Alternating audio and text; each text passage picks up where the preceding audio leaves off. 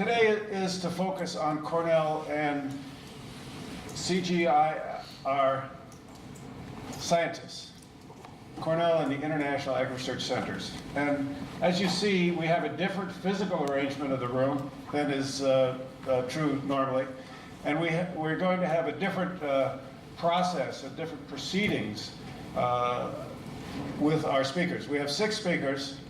Each one has been asked to take 5 minutes initially to introduce an idea for a research project or an interaction between Cornell and the CGIAR Center, a center or centers, that they believe would be significantly enhanced through a partnership between people at Cornell, a person at Cornell, people at a center, or a scientist at a center. So the idea is focus on something really specific and give us a thumbnail, whatever you can do in 5, 6, 7 minutes. Then we're going to ask each of the panelists, we're going to give each of the panelists a chance to ask a question of the others and a time for response to that. And then, or during the course, if I see a hand waving like that and somebody wants to ask a question, get in at that point, yes, please participate. But we will then turn it over to the audience for your questions and interaction. There will be a reception afterwards. I guess it's in the lobby because I don't see the tables here. And you'll have a chance to interact individually, one-on-one with any of these folks. But you know, participate in the general session as you feel impelled. I want to say a few words about the CGIAR. As Sarah said, I had some interaction with it from the beginning. In fact, the CGIAR could take up volumes and volumes, and in fact it has taken up volumes and volumes to describe, to trace the history, to describe its current configuration and how it got to its current configuration. But the important thing for people who want to interact with one of the centers, and we're fortunate to have a sitting Director General of CIMMYT, the Maize and Wheat Research Center in Mexico. We're fortunate to have Tom Lumpkin here, current Director General. If you want to interact with CIMMYT or any of the other 14 research centers, you interact with the center and not the CGIAR. Because I just want to highlight one thing.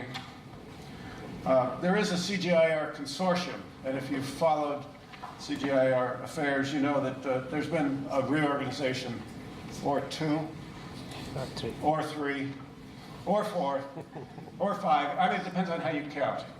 I think the most recent is the CGIAR Consortium is an international organization that, together with the CGIAR Fund, advances international agricultural research for a food secure future by integrating and coordinating the efforts of those who fund research and those who do the research. And then it has a long list of what the consortium is actually made of. And I need to read you one thing about this consortium. Thank you. The international agreement creating the CGIAR, done in Montpellier, September 13th, 2011, says in part, in no event, quote, in no event shall the Constitution have the effect of creating or imposing any obligation on the parties. So that this CGIAR imposes no obligation on the signatory parties. Nothing in this agreement shall have the effect of creating or imposing a financial obligation on the parties. So we have a consortium that has no power. So we're talking to the right man. He's the man with power. Well, might have some moral suasion. The power of the purse is pretty strong.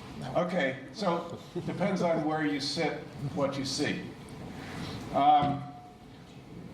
But the CGIAR is a constantly changing organism. I think in that way, Max, it's a little like Cornell. All the pieces are moving. We're going to turn to our panel. I'll introduce each panelist just before they speak. We're going to start with a person I've known, the person in the room I've known the longest. When I was a sophomore at Cornell, I used to see this tall, skinny guy walking across the campus just about as fast as I could run. I later got to know it was somebody who was to become my advisor for my master's degree. I took his course in agricultural geography. Probably what started me off thinking about agriculture outside of dairy farms in upstate New York. And so, I mean, for me, it's really a particular pleasure to have him here. He is president of his own organization. He's been head of lots of things, including the International Food Policy Research Institute, IFPRI, in Washington, and now head of John Mellor Associates. John Mellor. Thank you very much, Bob. I appreciate that. I'm going to put something that may seem a little esoteric on the table. What I'm proposing... John, can I get you to move the mic closer? Oh, yes. Yeah, just move it a little closer. What I'm proposing is a joint effort between Cornell and I think preferably, are we okay now on this? Preferably CIMMYT, and working particularly on wheat and maize. And the title, and I'm going to take a minute or two to explain what the meaning of the title is. What I'm proposing is a project that will analyze expenditure from increased incomes by small commercial farmers on the rural non-farm sector. That may sound very esoteric, and let me explain a little bit why this is important. That we know that in developing countries, we can say African countries, Asian countries, we know that on the order of 85% of the agricultural output comes from the small commercial farmer. In other words, this thing that you hear about most of the farmers in Africa being subsistence farmers is very misleading.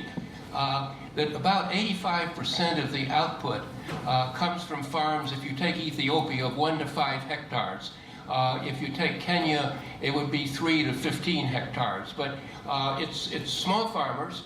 But these are farmers who are not poor by the standards of their community. In other words, 85% of the output is coming from non-poor people by the standards of their income, people whose incomes on the average are twice that of the lower half of the income distribution. And they represent on the order of half of the rural families. The other half don't have enough land to come anywhere near reaching the basic minimum for keeping alive. In other words, the basic calorie production. So you've got a split in typically between the people who are going to produce the output. They're not big farmers. These are small commercial farmers, but who are not poor by the standards of their community. Now, we know that when agriculture grows rapidly, that poverty declines rapidly. I could give you the numbers in Ethiopia. They've been growing their agriculture at about 7% a year for the last 15 years, and the proportion of the rural population in poverty has more than dropped in half in that period. So how is it that if the production is being achieved by people who are not poor, and the poor are mostly people who don't have enough land to survive from agriculture, how come these moderately well-to-do people are driving the poverty reduction? Well, it comes through their expenditure patterns, buying the rural non-tradable employment-intensive goods and services from the local population.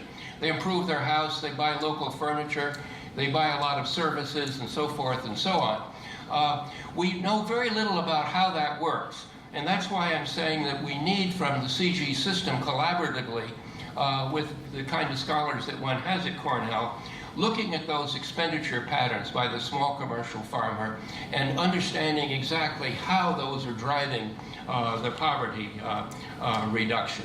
And the problem is that as the donor agencies begin to discover that it's not the poor people who are driving the production growth, they're going to say, why are we doing agriculture in that case? Because that's not what's reducing poverty. And we heard this when the Green Revolution hit in Asia, that after a while we heard people saying, oh, it's the bigger farmers. Well, the bigger farmers had 3 hectares of land, okay? It's the bigger farmers who are getting the benefits, and it's not trickling down to the poor people. Well, we know it is trickling down, but we need to understand something more about how that happens before the aid donors start finding it out and cutting off the aid to agriculture. Thank you. Very good. Thanks, John. That was within the 5 minutes. Great.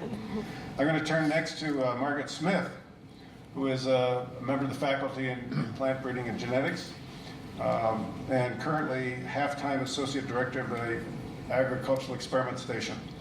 Margaret did research as a plant breeder in the Tropical Agriculture Center for Research and Teaching, Cartier in Turrialba, and also at CIMMYT. Margaret, I know, has a number of graduate students who are pursuing their plant breeding research on maize and other crops in the tropics. So it's a great pleasure to have Margaret. Well, thanks very much, Bob. I was at another meeting recently where I was told not that I had 5 minutes, but that I had 3 sentences to say something, so I perfected the art of run-on sentences. So I will try not to do the analogous thing here. I did want to take a moment to reflect, as I was challenged by Bob to think about a project that would benefit from collaboration between the university and a CG research center.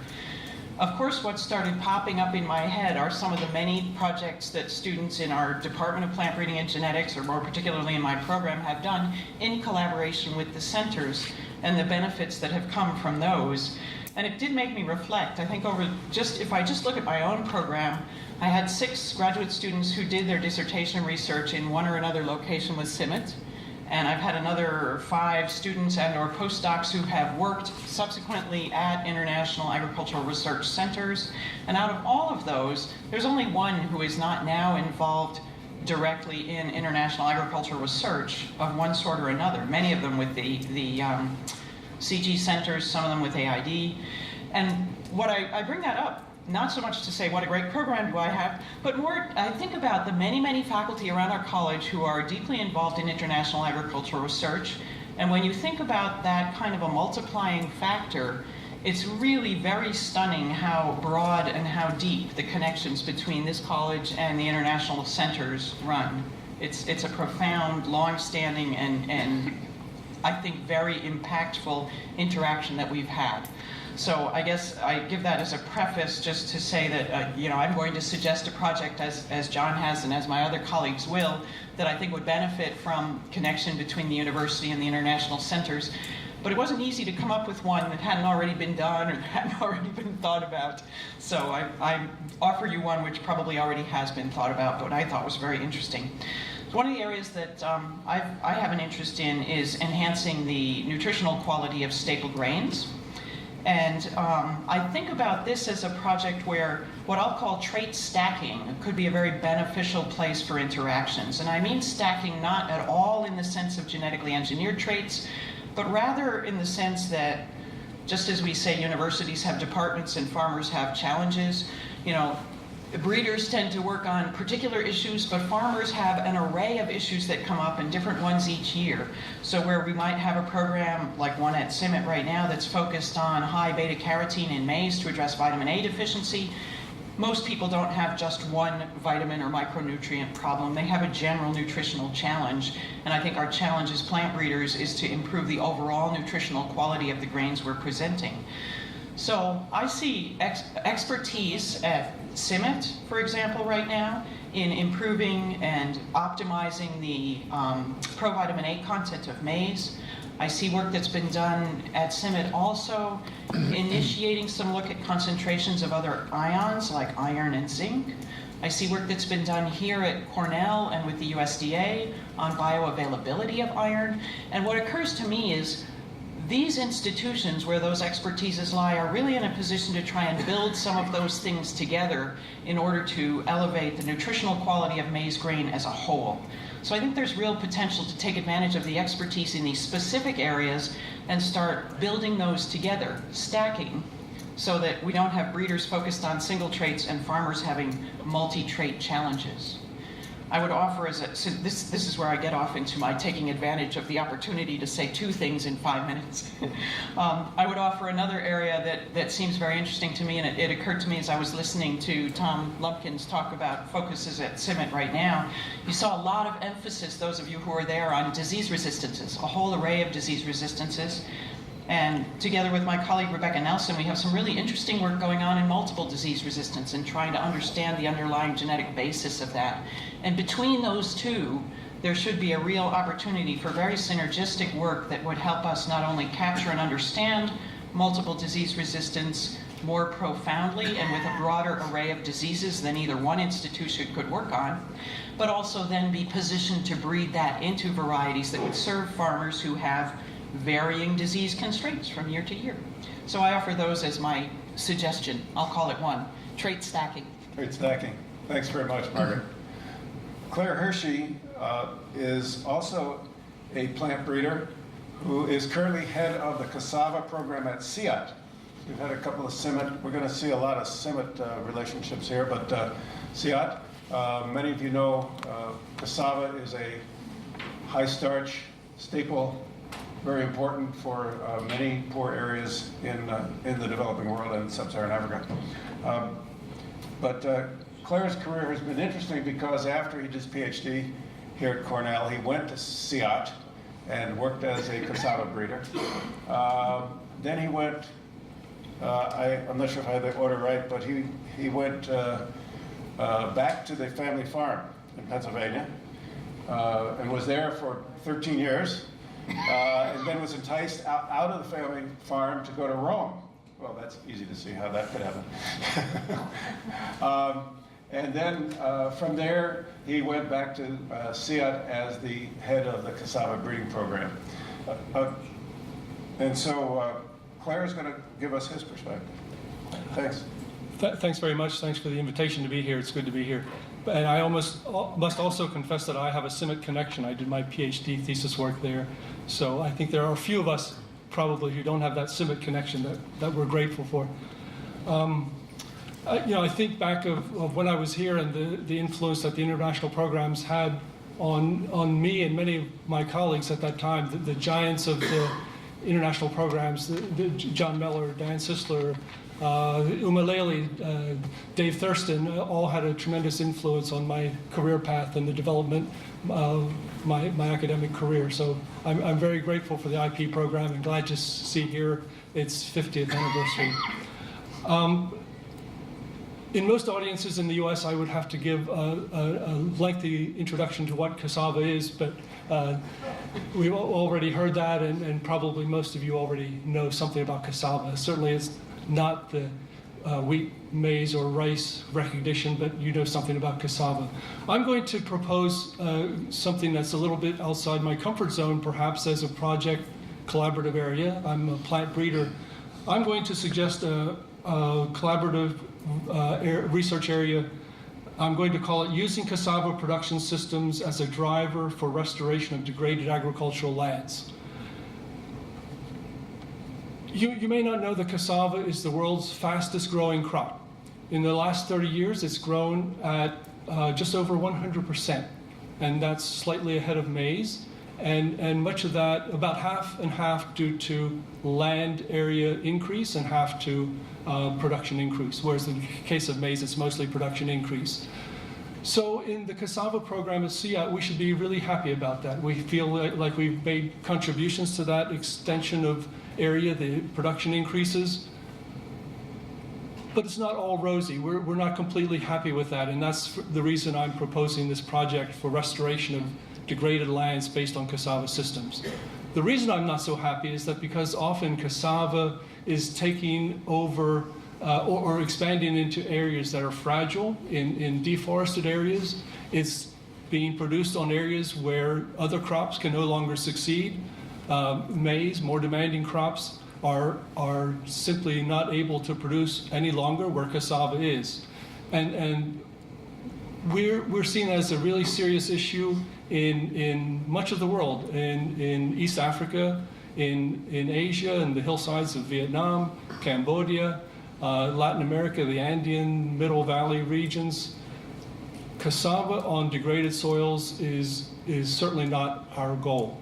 We know that you can produce cassava at continual high levels of production by adding fertilizer, by proper production techniques, but cassava simply is not the best crop on some of these fragile lands. So I'm proposing that we work together with some of the departments here. It's actually quite a broad array of input that we may be looking for in a project in Haiti that we're just beginning to think about.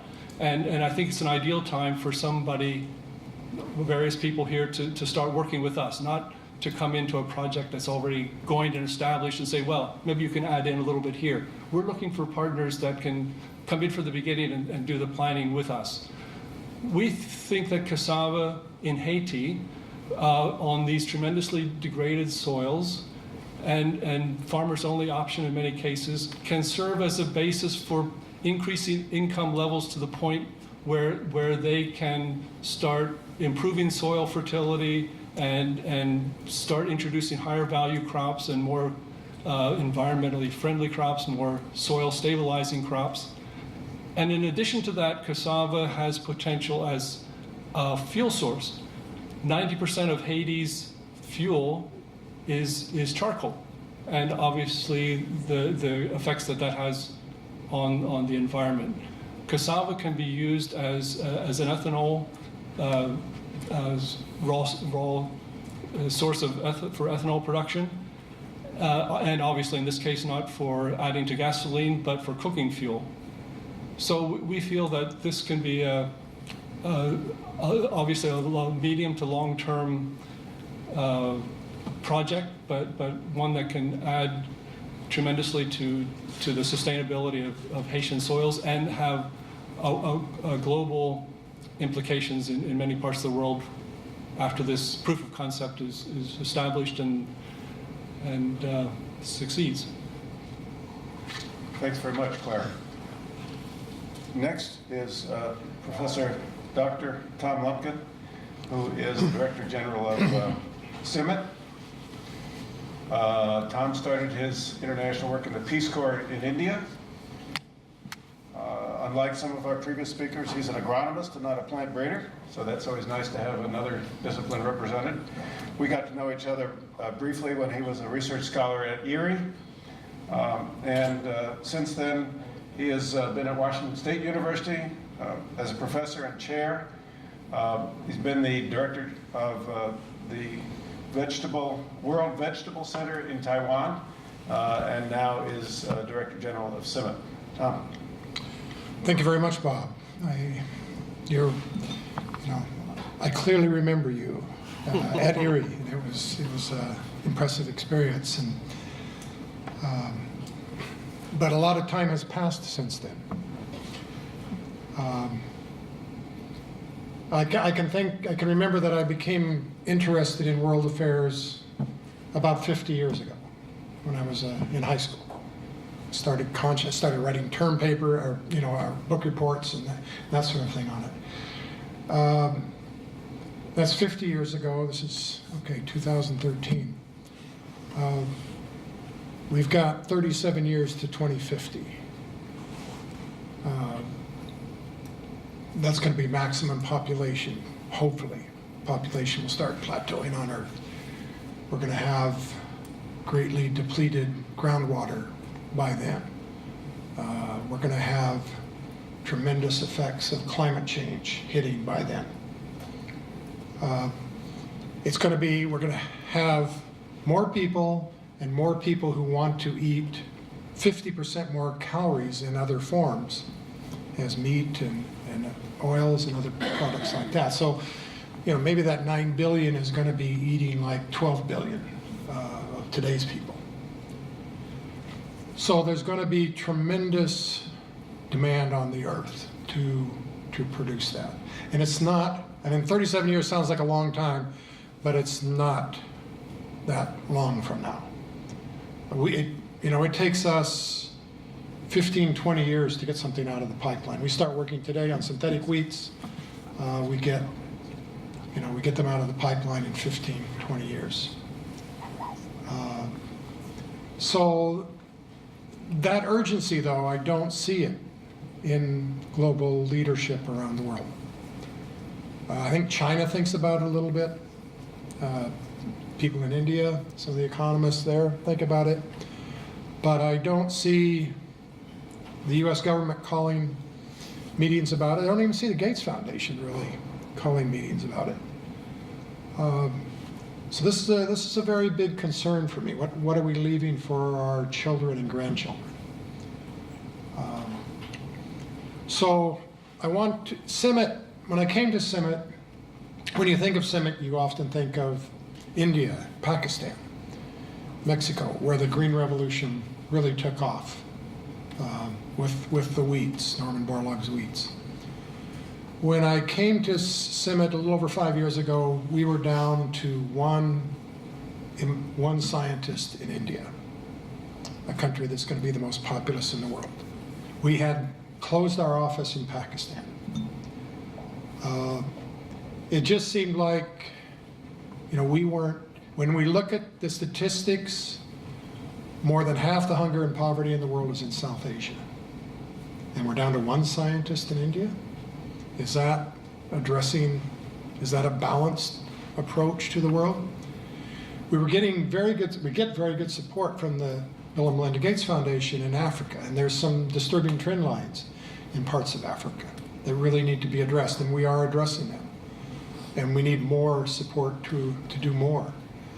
But, to see the donors walk away from South Asia, I mean, you can say, look, India just sent a missile or a rocket to Mars. Why can't they feed their children in Bihar, Jharkhand, or Orissa? And so many donors have walked away, are no longer interested. Someone has got to focus on this. Ronnie, I know, has tried to set up a program in India. Prabhu just told me about an institute he's setting up. So you've got people here who are thinking about that region, thinking about its needs. CIMMYT, as I mentioned in my previous lecture, our board, we looked at that and we thought, this is not balanced. And now the Indian government has some financial resources. India has brilliant scientists that are produced. India has some excellent research institutions. India has industry, communications, but somehow it just doesn't quite come together in some of the major areas of hunger and poverty. The Green Revolution never really came to Bihar. A bit with rice, but not with wheat, not with maize, to Jharkhand. It made it to the Punjab, it made it to Haryana, a few other places, but and then it didn't come to Africa. This was Norman Borlaug's big concern towards the end, and he worked with the Sasakawa Foundation in Japan to focus on why isn't the Green Revolution taking off in Africa. So there's places that need to be addressed, and it's not just biology or agronomy, it's also sociology. Understanding how societies respond, it's very much that. How they respond to technology, how they respond to opportunities. So what I'm saying is, we're working in Africa, but you've got people here who've thought about South Asia, that maybe there isn't enough, despite all the promise, the potential. It is not cohesion, it's not gelling, it's not coming together. Some of CIMMYT's top scientists, our top wheat breeder in the past, Rajaram, our top wheat breeder right now, Ravi Singh from India, one of our top economists, Prabhu Pingali. Some of the top people at CIMMYT were from India and Pakistan. Kazi, who worked on the synthetic wheat. So, we decided to go back into India. And we're approaching the Indian government, we're approaching the Indian donors and foundations. And we've got more than 15 locations across South Asia, through Pakistan, Nepal, Bangladesh, India. We've got over 1,200 acres of land with UN privileges and immunities that we can offer scientists from here, Cornell scientists who want to remain Cornell scientists. They can enter in this Borlaug Institute for South Asia, do research, even build labs, even have quarters.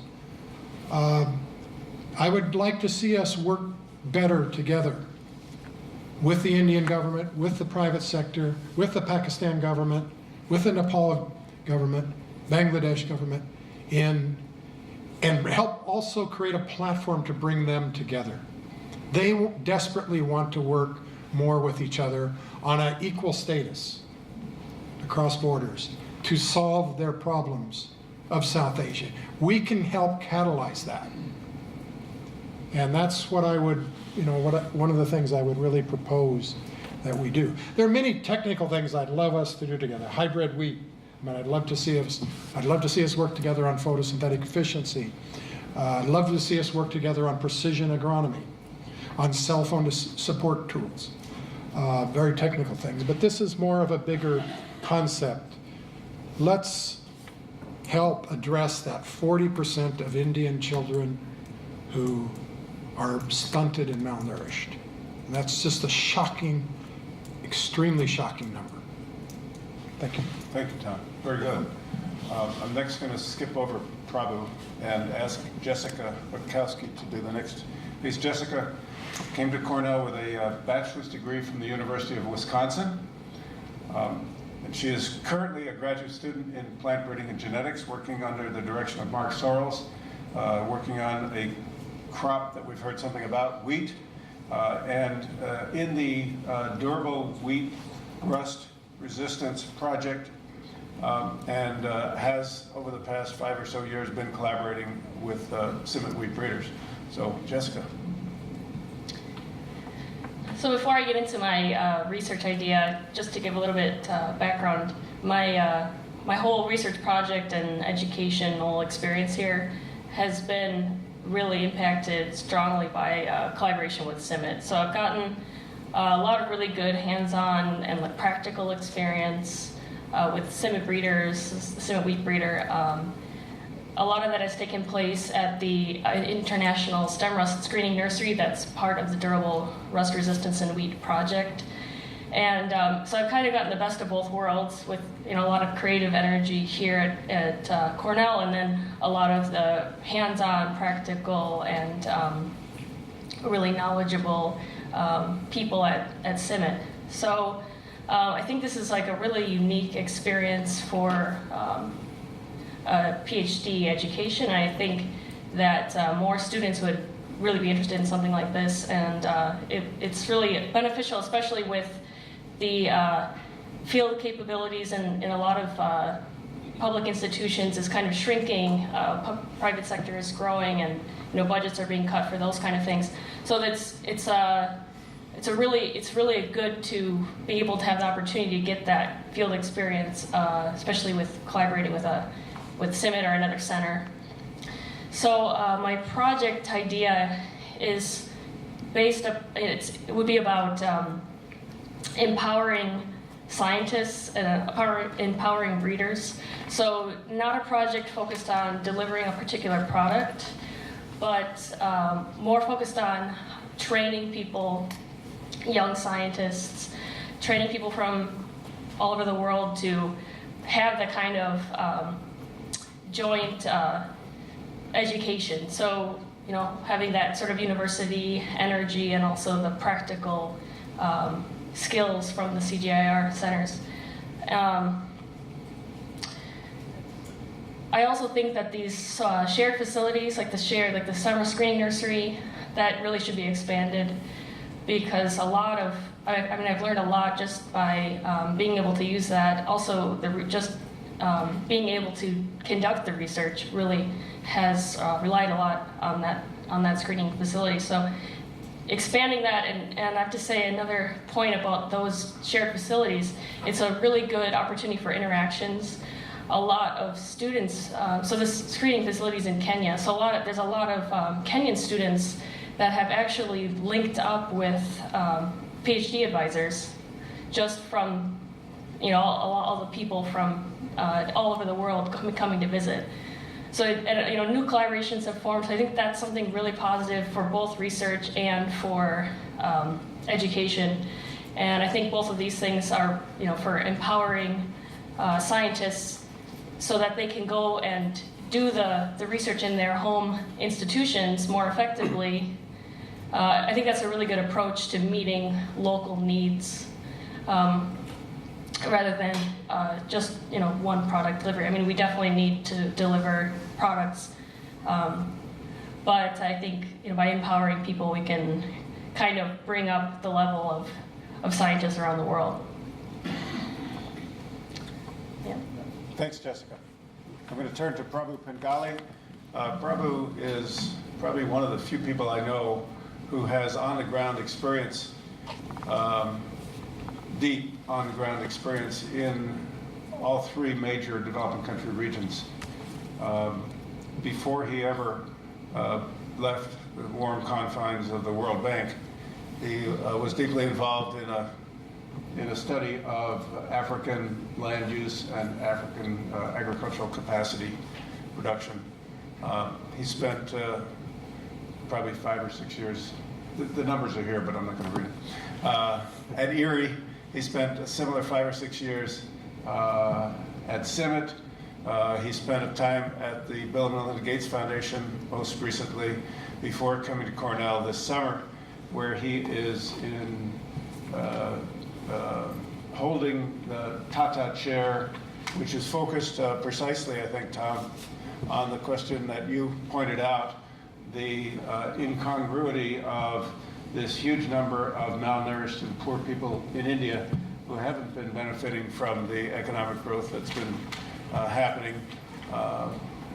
living in rural areas, and still mired in poverty and consequent malnutrition. So Prabhu has a broad background to look at these issues from a global perspective, and as well as focusing deeply on India. So Prabhu, over to you. Thanks, Bob. With Bob's permission, I'd like to tell you a little story first. In 1986, I was a young economist in the World Bank. We just had our first baby, we bought our first house, and I was looking forward to a nice, comfortable Washington base for the next 30 years or so.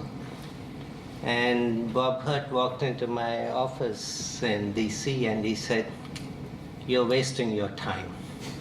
You should get out of Washington now. And you should go to Los Baños and take over the position I just left at IRRI."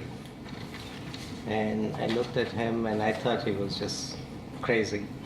And I went home and thought about it for some time. And so we decided to pick up on that challenge. And now I think that was the best advice that I ever got from anybody in my life, because it completely transformed what I did, and it was just wonderful to do 3 decades of work out in the field.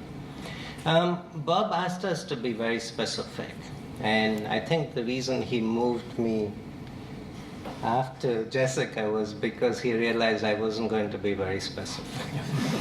And so, He never followed directions. After that first time, he never followed my directions. and so I'm going to be specifically broad. And what I want to concentrate on is institution building.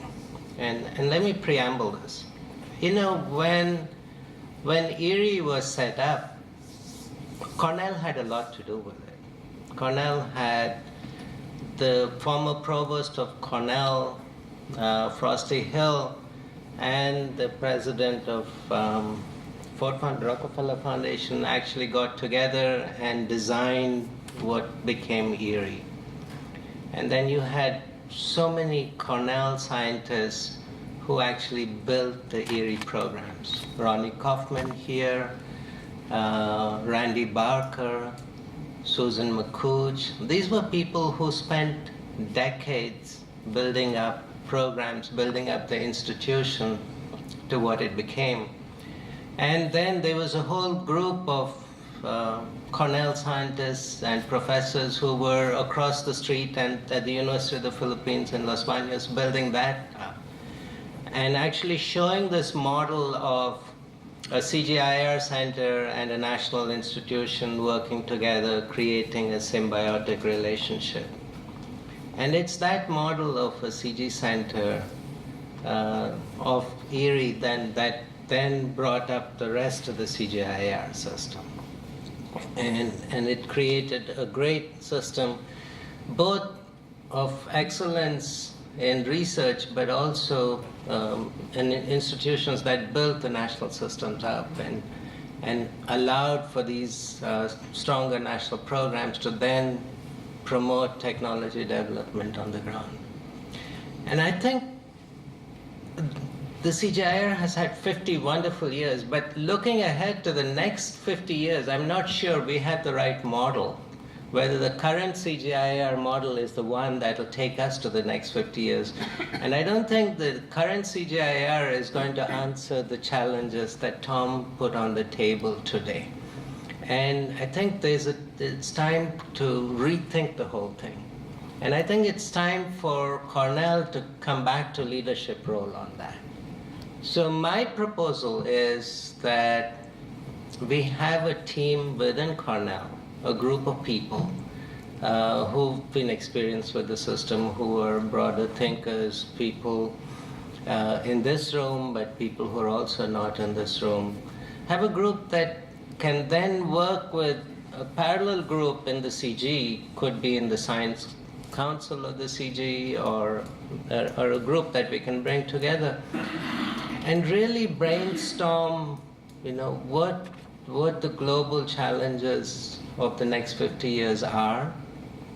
What are the global public goods that need to be put together to meet those challenges?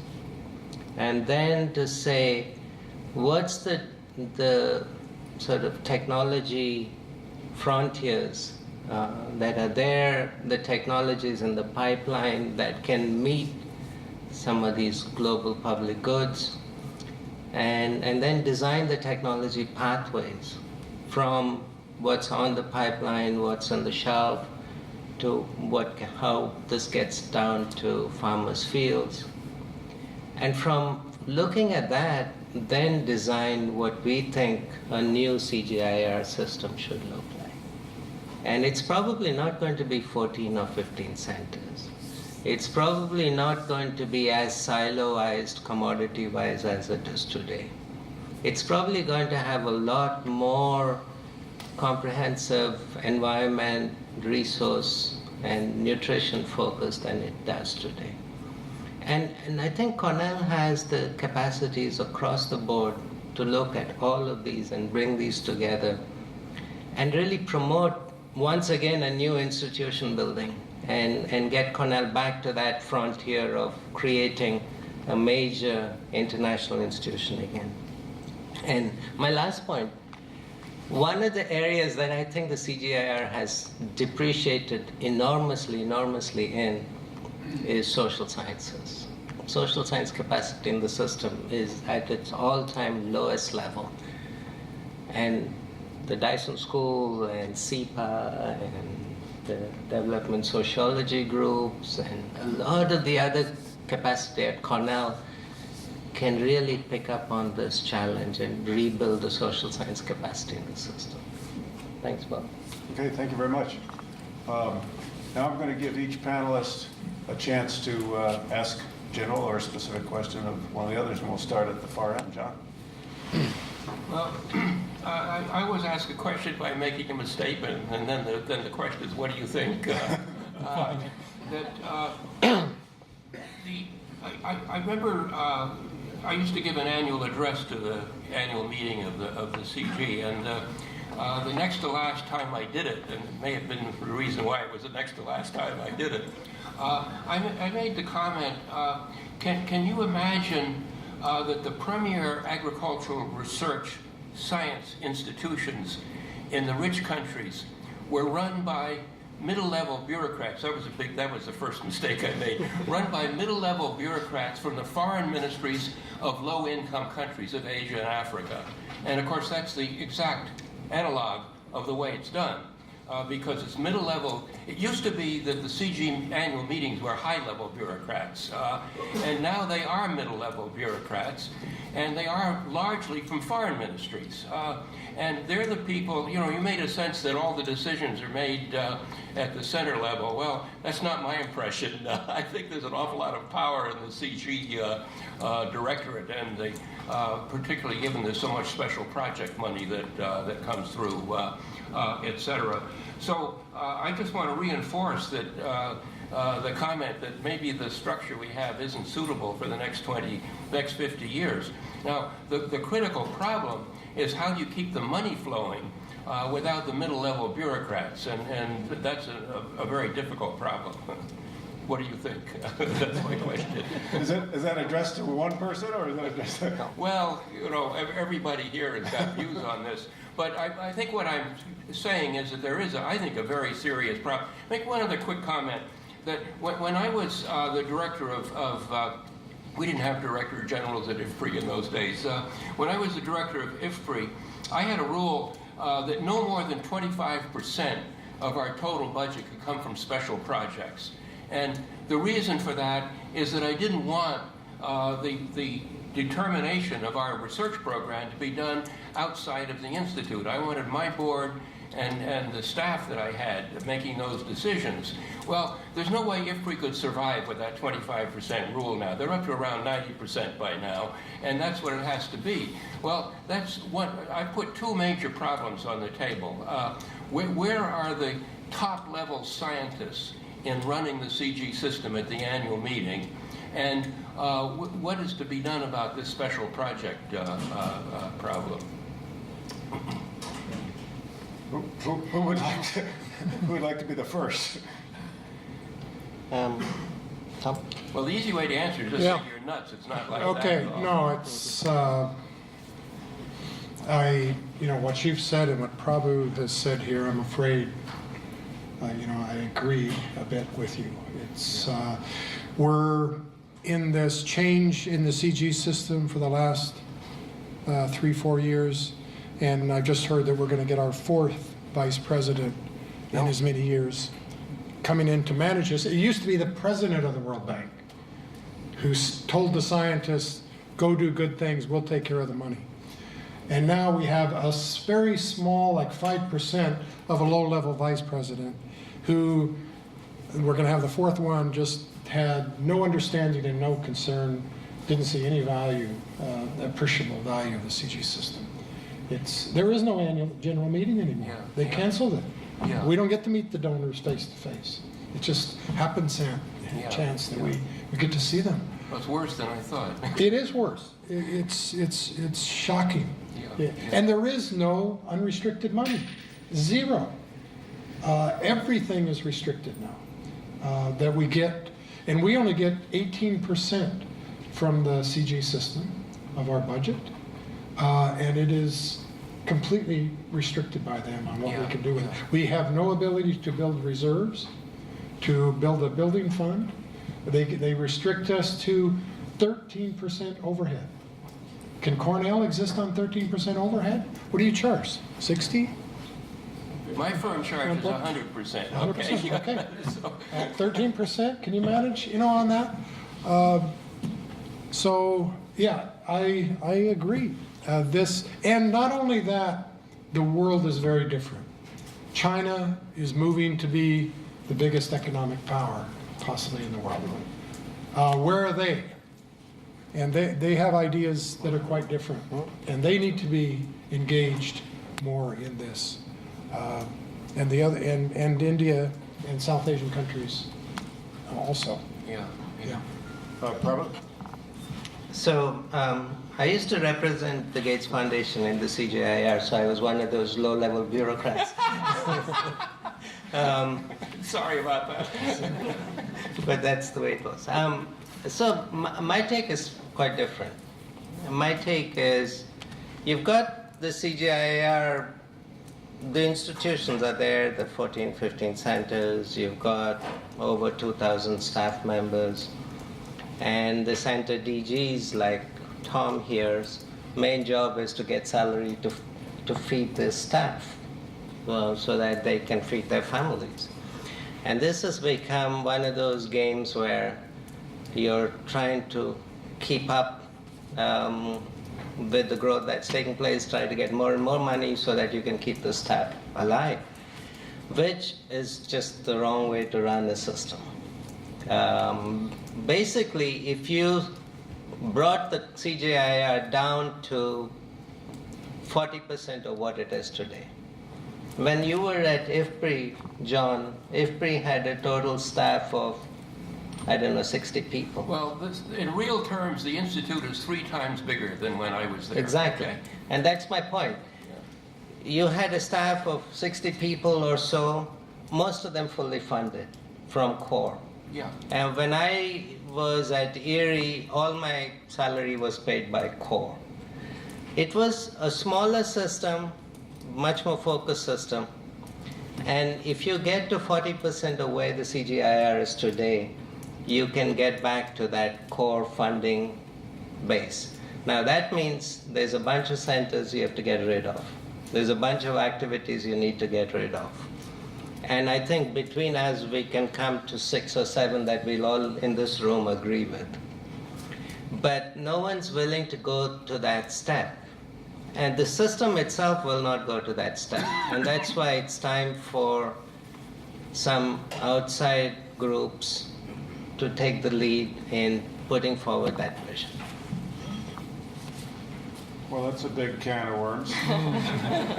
Been opened many times, I have to say.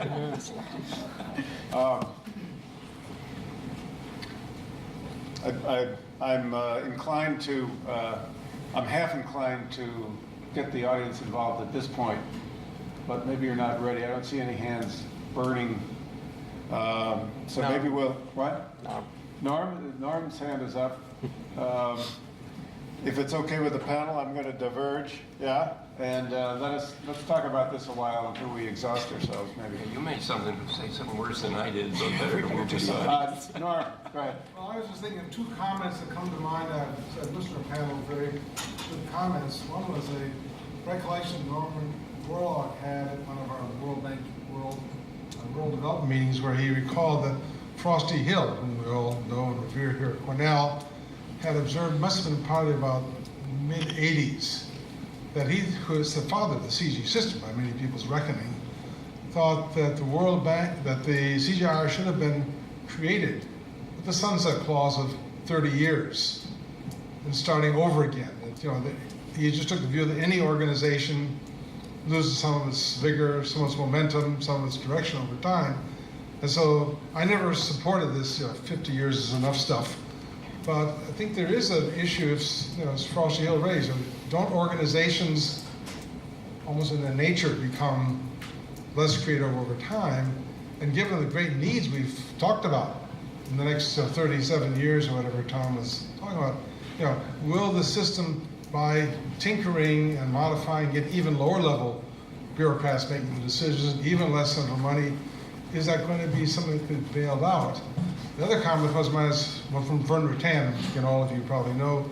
We were together in the USAID Research Advisory Committee in the 80s. I remember at one point, Vern sort of stopped, and we were talking about how to could AID best support the CG system. And Vern said with his wonderful, quiet voice, let's all remember that you can't do science without scientists. And he said, that having the best scientists you'd find, even a fraction of them are likely to be more productive than larger and larger programs. What we've seen is, for all the constraints, the fact that the CG system has been growing, but the question of whether the quality has been maintained at the margin, and whether we can't sort of back up a bit and say, no, we really need to get the very best scientists. The world has changed tremendously from when the CG system was set up. I mean, there was no international ag science, cadre to speak of. At least not compared to now. Now we have a huge cadre, and it's not at all clear that the best of our science talent is necessarily in the CG system anymore. Brazil has grown, India has grown, China is huge. And yet we're still trying to figure out how do we make this organization set up and deal with some very real and pressing problems in the 60s is now going to be a solution for the aughts, and the 20s and the 30s to come. I don't know. These are questions. These are two recollections that came to mind as I was hearing my colleagues talk about this.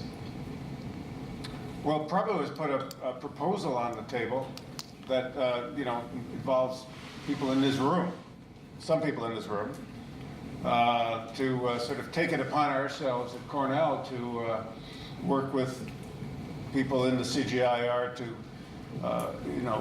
in some sense, an unrequested mission to redesign or refocus or make suggestions.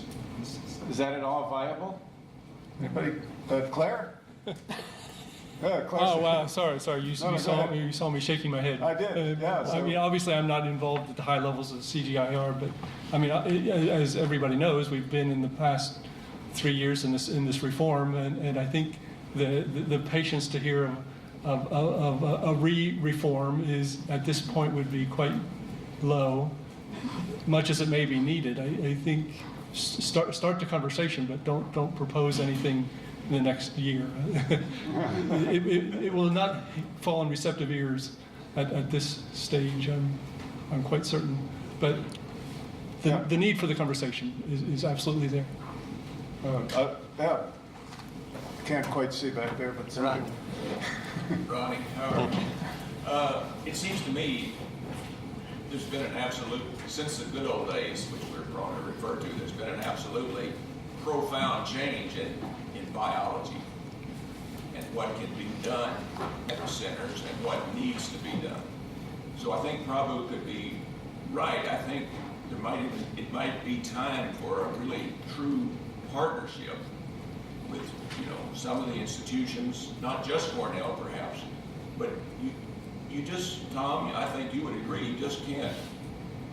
The centers gave it a try in the whole area of biotechnology to accumulate a critical mass, and you just can't really do it where you're situated. You need to partner with the other institutions. So I think that's one aspect we need to think about. We can't really go back, Prabhu, to that small system. As productive as it was, something different is needed now.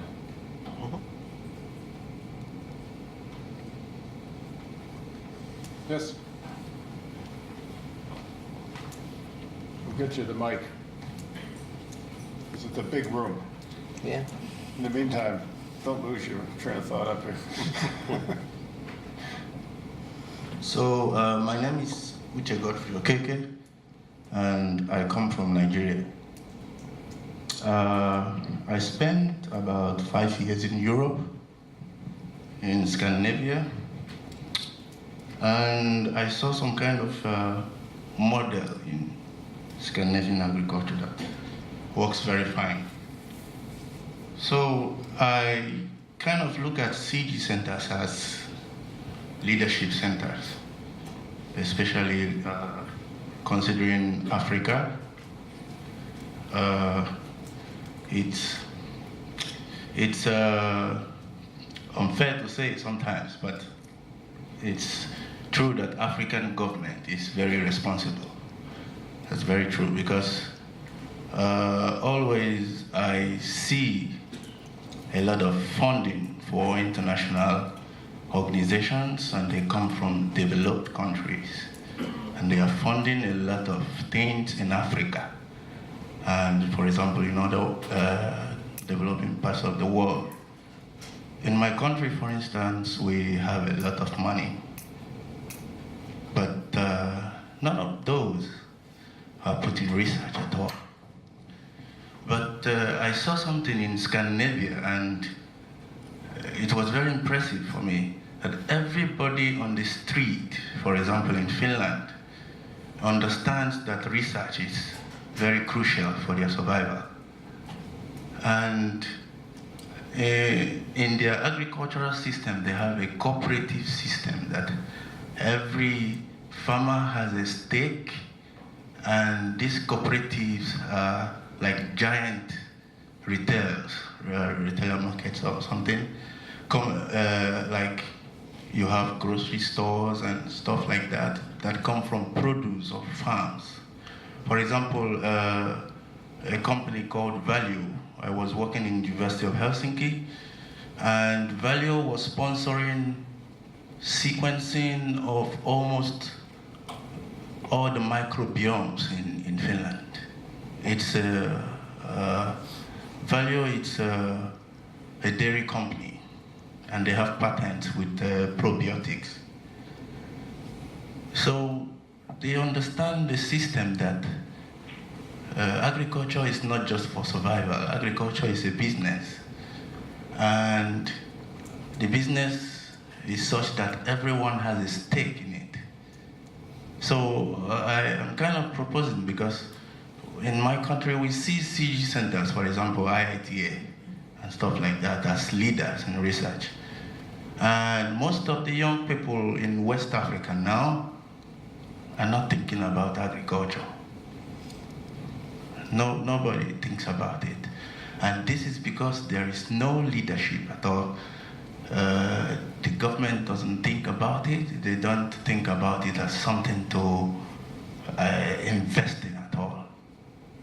So, but a model with cooperatives, like he was saying about big farmers who are driving the change, and then small subsistence farmers who are there. If you have a giant cooperative of small subsistence farmers and who understand that research is very crucial for their survival, then you have some chunk of money coming from somewhere else to fund research, not just depending on developed countries for funding research. Because I'm always looking at a model where African countries fund agricultural research, because it's very crucial. We wouldn't survive with developing countries funding all the time. Thank you. Thanks for that. I'm going to turn back to my panel here and ask the next person in line to ask. Margaret, you want to jump in on this? Bob is giving me the evil eye. Yes, He's like, I am. you better be ready or else. You know, as I listened to each of my colleagues' comments, and it struck me that what everybody was talking about in many ways is about intersections. We're talking about the intersections of economic systems and smallholder farmers and poverty alleviation. We're talking about the intersections of a crop and natural resources and environment, complex issues in poverty, nutrition, childhood development, and so on. I think Prabhu was talking about the intersections of institutions and how the ideas generated from those combinations are crucial. And Jessica talking about the combinations of different learning environments, applied environments, hands-on environments, and think tanky kind of Cornell academic environments. And it's all about intersections. And our CG system right now is, as Prabhu just mentioned, more about individual crops and individual disciplines, the silos of both of those. Yet the problems it has to face are truly ones that lie at all of these different intersections. And so I guess my challenge would be, I do think we all need to think about how we move forward, not just the CG centers, but our institutions in the US as well. We have the same problem of silos and specialties, disciplines and crops, and yet the need to absolutely address the complex intersectional spots in order to move forward and address the challenges that Tom really laid out very nicely of the next 37 years. So I guess the question that emerges from me very much builds on this discussion we've just had, motivated by your comments, John, which is how do we as institutions, either here in the US, universities, or internationally, how do we really have some sort of a structure that attracts some of the very best and brightest scientists to work in these complex interdisciplinary modes in an environment where funding is not at all directed that way. And I have no true insight into how that might happen. But that's where we really need to get. And it feels like this leap over a gulf that it's not at all clear to me where the bridge is that goes from this side to that. But we somehow have to get there, or we'll keep kind of picking away at the individual pieces of these problems. And the big overarching problems are going to be sitting out there, and we'll hope that our individual picking makes an impact on them. But can't we do that somehow in a more directed and coherent way? And that's what I see as the huge challenge, and I would love to hear some thoughts on how we get from here to there. What's that bridge over that big gulf of both the funding and thinking and structures? I think that was 3 things, not 2, but anyway, of all of those. Funding, thinking, and structures. I'm looking for a spark here. The answer. The answer. I want the answer.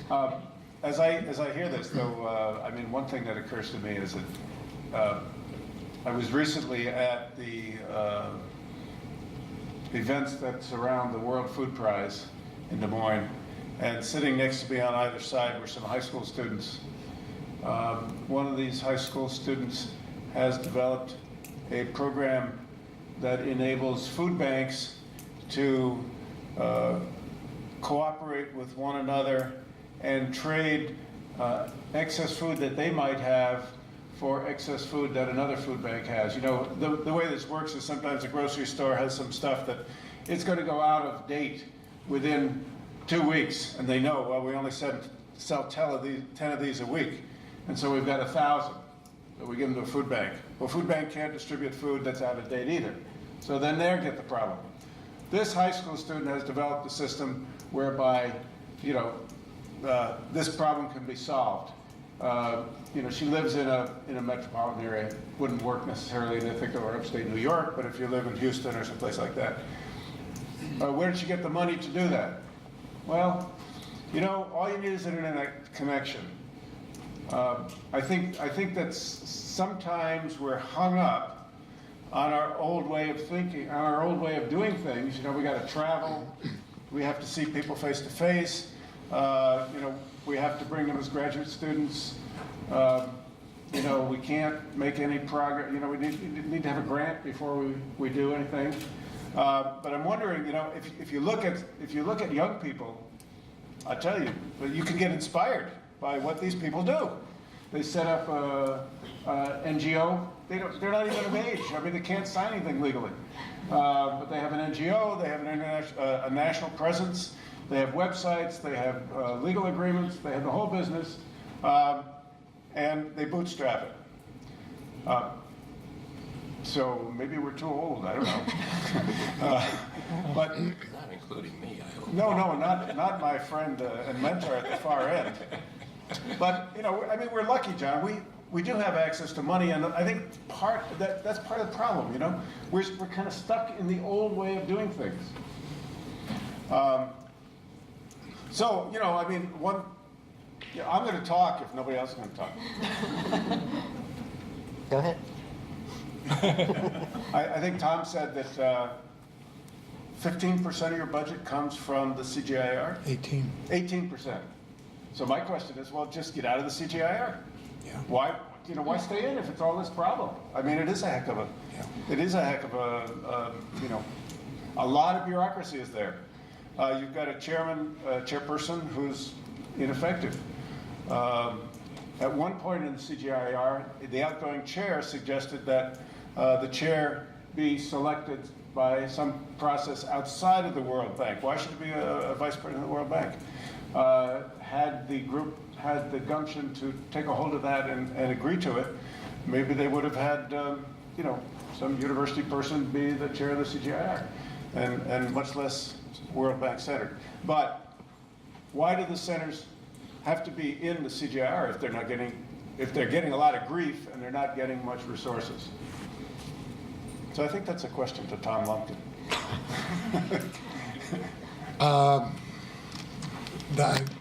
Very thoughtful comment, and we have actually thought about that. And there's actually been a little discussion with it wouldn't cost that much to buy us out. I mean, for you know, $35 million, you could buy control over a $200 million institution and basically tell it which way to go.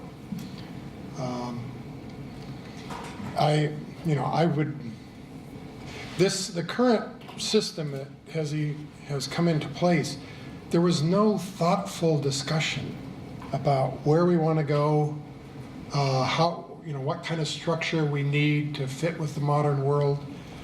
A lot of it has just been so ad hoc and so driven by people with certain agendas.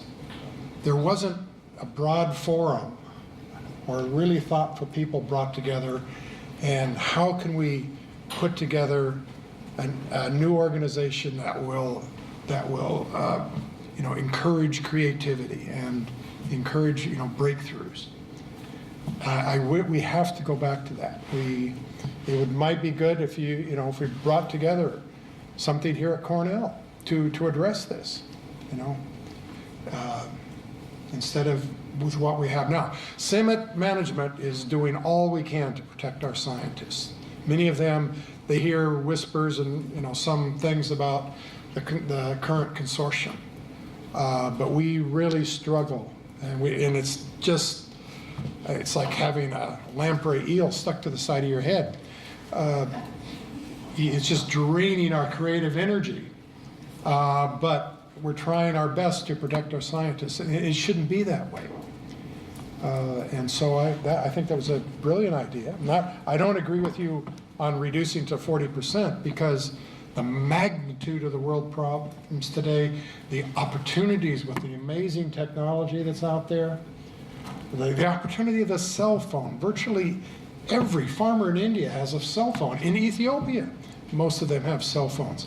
We could be communicating site-specific information based on where that cell phone is triangulated.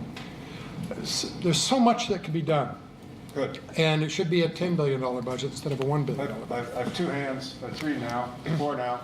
So I'm going to let the first hand go. Olivia, not old, but a person who's been in the CGIAR system a long time. There's a mic there, Olivia. No, I was just curious, if you're only getting 20% approximately of your money from the CG, where does the rest of the money come from? Mike?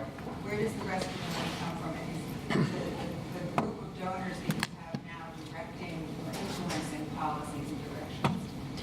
Well, the Gates Foundation basically saved CIMMYT and helped us get back on our feet with some of the projects we received in the mid-2000s. They're a major donor. But, when I came, my board said, you've got to improve the relationship with Mexico. We were paying $1 million a year in payroll taxes to Mexico, not a single grant.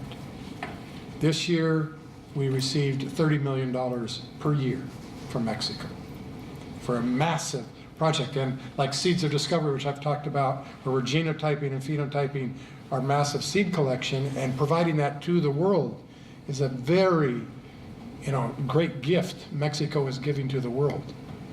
And I don't see, other donors, there are not very many around the world that are doing that. So yeah, Gates Foundation, Carlos Slim. Bill Gates convinced Carlos Slim to give us $25 million to rebuild all our labs. And there we're having ongoing discussions with Carlos Slim. But India has become a donor. At the same time, though, the Gates Foundation has stuck you with 15% overhead. Yes, they have. Yeah. Claire. I never thought I'd become a defender of the current CGIAR system, but I think, we do probably want to have a little bit of balance, maybe, in the total negativity that's coming out of the panel here. And I agree with all of it, I should say that. But, and this refers also to Margaret's talk about the need for intersections, or everything revolves around intersections. And I think that was, in fact, the idea of the what we call the system CGIAR research programs, the system CRPs, that they would create these intersections for the crop CRPs to function in this integrated way. So it's not really functioning very well at this point. It's at the early stages. but it was in fact a thought of this CGIAR reform, and in some cases it's progressing, in other cases it's not, perhaps. We've heard not very much about the private sector in this discussion, and in our case, it's probably 18 to 20% of our funding is actually from the private sector, which may seem quite surprising for a crop like cassava, where in fact the private sector may not have as much apparent gain as in a seed crop, where the seed companies obviously have some potential for profit in many cases. So I think the look at the private sector as a partner, a donor, is certainly coming to the forefront in several of the centers, and even in those crops that you would least suspect, like cassava. We're pursuing that pretty strongly. I think our next is John, and then over here, Peter. John. I just want to make a brief comment on Prabhu's putting forward an important role for Cornell to play in thinking out of the box on this. And perhaps the right modification would be that it would make sense for a group of scientists to look at the whole question of the international system. And it would seem to me Cornell might make sense to put together a small consortium with Cornell playing the leadership, because it wanted to stand up and do it. Someone else could have done it, but Cornell happened to grab hold of the ball. And what needs to be done is to get 2 or 3 institutions from Asia and Africa and Latin America involved in that. I'm not close enough to the CG system now to know how it works, but I remember a dozen years ago or so on, when the head of ICAR, who was supposed to lead the Indian delegation to the annual meeting, stopped coming because he said it's a complete waste of time. Nobody listens to people from developing countries. I'm sure there's a lot of lip service to listening to people from developing countries. I wouldn't be surprised if there still wasn't much real listening. So if Cornell could play a role in putting together a bunch of scientists to sit down and get away from the CG system and say, where should this system be going in terms of the next 37 years? That might be a very useful function, and it would bring in some out-of-the-box thinking from some countries that are pretty vitally interested in the issue here. Good. Yeah. Yeah, what John's just said is something that I think is really good. Bringing the conversation back to partnerships rather than what's wrong with the CG. When I worked for the CG for 28 years, so I have some experience. And when I first started there, we sort of said, look, we're sort of intermediaries, or CIMMYT is the catalyst between the national programs, which could be private sector these days as well as the public sector, and also with advanced institutions. And that there were certain comparative advantages that CIMMYT could have.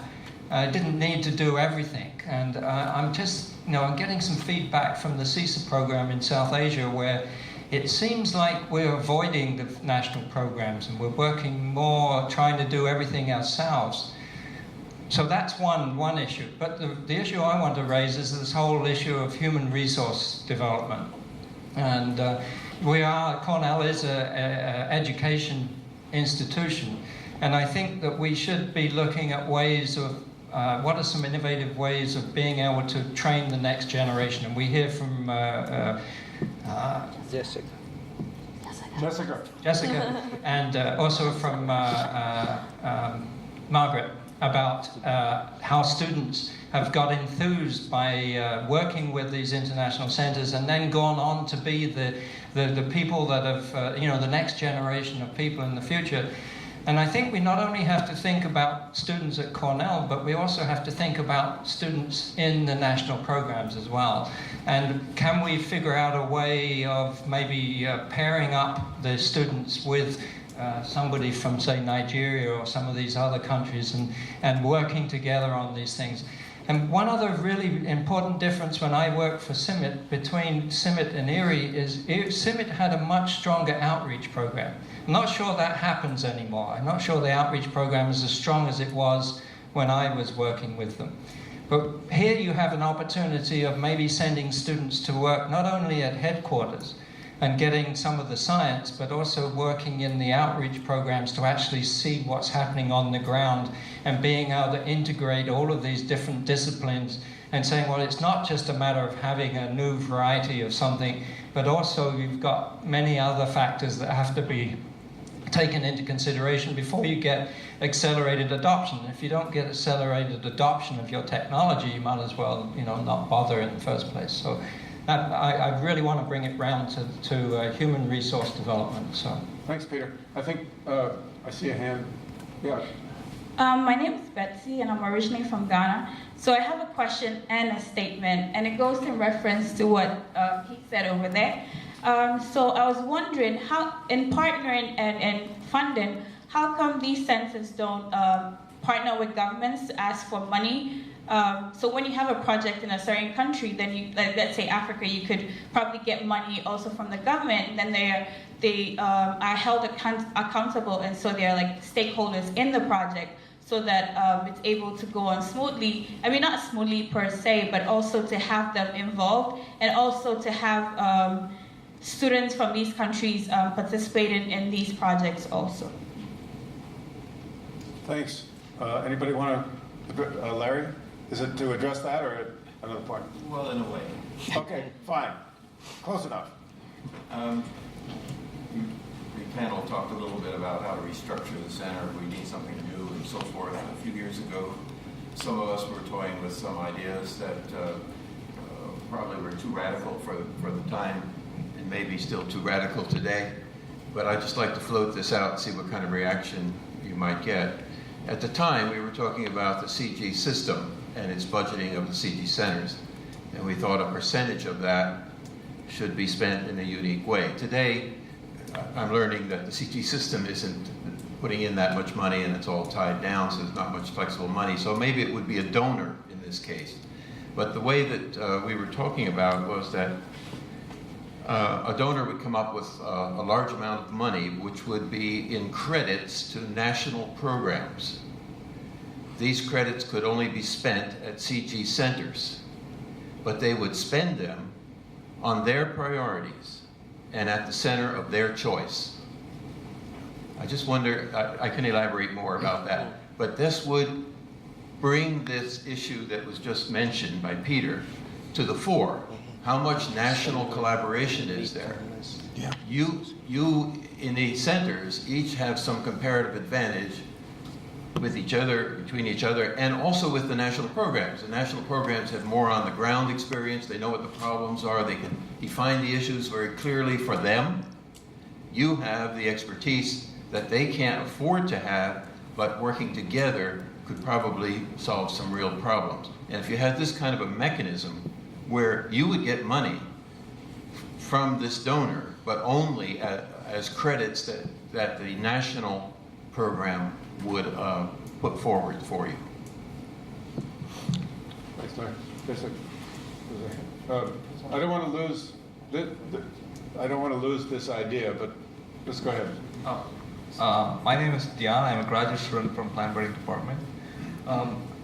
I have a question. It might be amateur, but I was just wondering about the comment that Tom made earlier, and he said that most of the funds that CIMMYT or CGIAR centers receive are restricted funds, and they can't be not unrestricted funds. So I was just wondering if that is because these funds are received from big funding agencies and not from other sources like what Greenpeace used to do, or you are doing right now. They get funds from a lot of people by advertising, and they get a lot of unrestricted money. So I was just wondering, why don't CIMMYT follow something like that, or if CIMMYT is already following something like that? I was just wondering. Thank you. Or maybe just address that. Yeah, let me address a few of these. I travel 6 months of the year. I can't see how a DG could be married or anything and sustain relationships traveling that much. But it's been very rewarding. And everywhere I go, now when I talk to governments, I say, you need to invest, you need to take ownership. Ghana needs to take ownership. Nigeria needs to take ownership.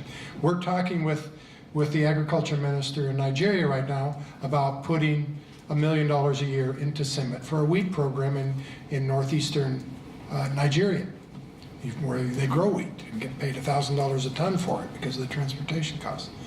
So I like your idea, but I wouldn't want it to be the whole budget because governments are fickle and a lot of research programs need some sense of, more assured funding. I also need to correct, or not correct, but as an assumption, CIMMYT is getting about 18% of its funding from the CG system. There are some centers that are getting 60 or 70%. And it's still largely restricted at this point. But it is covering their salary, their scientist salaries and other things. But CIMMYT got the short end of the stick on the reform here, unfortunately. But we have many governments and institutions that are funding us. We're by far the biggest center budget-wise now, and 230 IRS. I'm sorry, 230? IRS. IRS. Internationally That's, recruited staff. international speak for what? Internationally recruited staff. Internationally recruited About staff. 200 of those are scientists, and the others are lawyers and things like that. Lawyers are important. So I want to go back to what Peter was talking about. So I think sometimes we think of like training students as almost like a burden. But I think actually like a lot of new ideas, fresh ideas, students can also kind of bring other two scientists together that wouldn't ordinarily work together. So I think that kind of mindset needs to change a little bit, and I think younger people are also we're sort of coached to work together, and I think it's we've got to see students as an asset rather than a liability. Yes, please. I wasn't a liability when I Thank you. was a student. I wanted to follow up on a couple of points that Tom made. He mentioned in his remarks this morning, BISA, the Borlaug Institute of South Asia, that is being set up primarily to work with national agricultural research institutions and national institutions. So that is its key purpose, is to bring them together and to help solve problems in that region with the people in that region. The other thing I wanted to mention was, in terms of working with students and everything, a new program that CIMMYT has that Tom mentioned again this morning, and we have some material on, and that is the Borlaug Pioneers program, which is again to pull students into the system to give them training and hopefully to develop or better develop the pipeline of the next generation of leaders, not just for CIMMYT, but for in international agricultural research development. Yeah, please. This is a little bit of an add-on to what Scott just said on these pioneers. I think that they shouldn't just be scientists. I think that you need some communications people to help broadcast your message and help tell the world how important it is. You're in a very visual line of work, and frankly, you've got a lot of opportunity to leverage what you do and be seen in a bigger way in the world, and maybe then donors might come to the table. Good point. Having been for a number of years in a major foundation, I have to say that while everybody in this room doesn't realize that the Rockefeller Foundation only does a little fraction of its business in agriculture. It's mainly in other stuff. But this point is very true. We have something that's more visual and more visceral than anybody else. Everybody eats. Not everybody goes to the opera. And you can see these pictures of food production. You can see the people doing it, and there's a real opportunity. Of course, you're competing against the other people or the other interest in the foundation. Prabhu, you want to jump in on something? Something else? Yeah, something else, okay. Just sort of move the agenda forward. Yep. So I want to think through, okay, where do we go from here in terms of thinking about a new vision? When I was in FAO, we had this little thinking exercise saying, if FAO closed down, what would we miss? And I couldn't come up with anything. That question. It's really kind of depressing that I'm being... well, some of the statistics, yeah. But there's that whole story around that itself. So I think it's useful to go through a similar exercise on the CG, to say, okay, if the CGIAR closed down today, what are things we miss?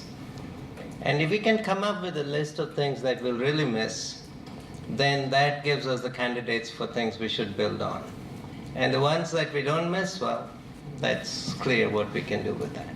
So maybe that's a starting point for thinking about the future.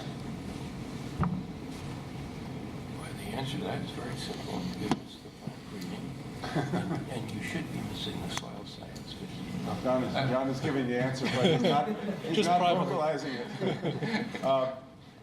I want to give the other members of the panel a chance, if they have a question, to ask it.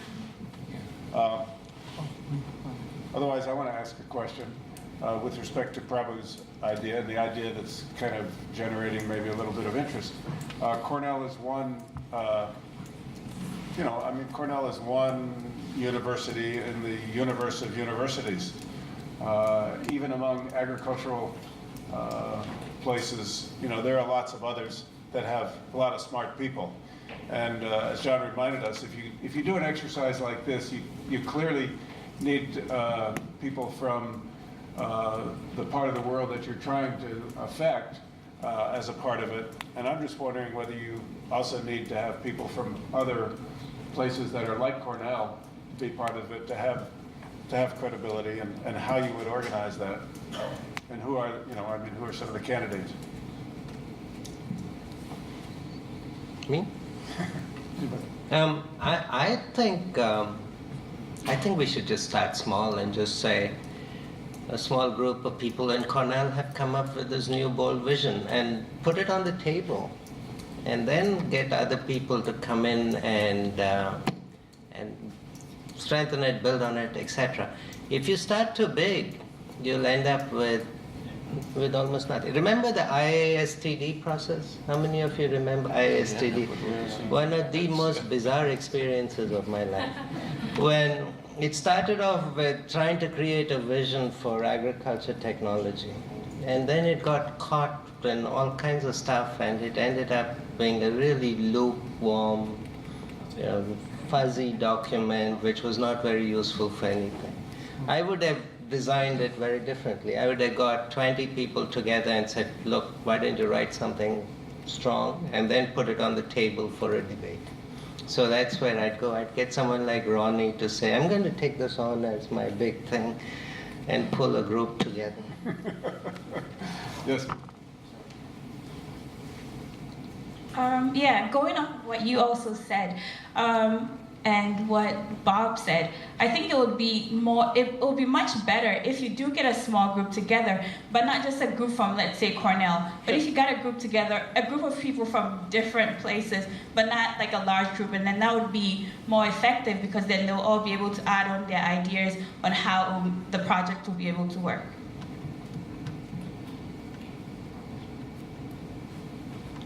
Yes. Get a mic over here.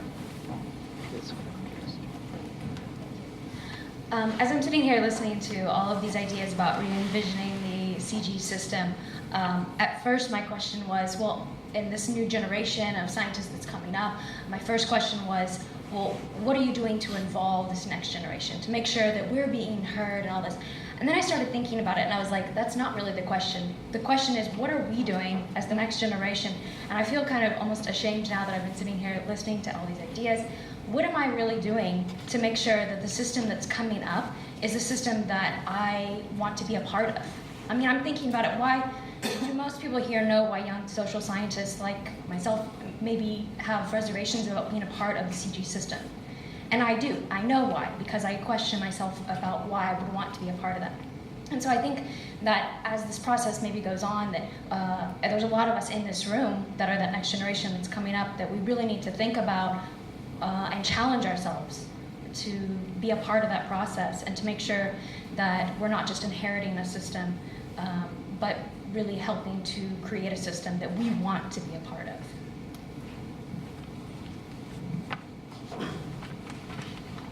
I have the mic. I don't know if that entitles me to speak. Yeah. So something that hasn't been discussed, I think, so far, I mean, I got here a little late, is this question of distribution of food. So the way to enter this for me is last week at Plant Breeding Seminar, we had a speaker from Mexico who was saying, well, with the increases in productivity, actually, the granaries are now full in India, whereas if you go back to the 60s and 70s, there were actual shortages of food. Now we have an excess. But then Tom Lumpkin is saying, well, 40% of the children in India are malnourished or hungry, or, I don't know exactly what the cutoff is. And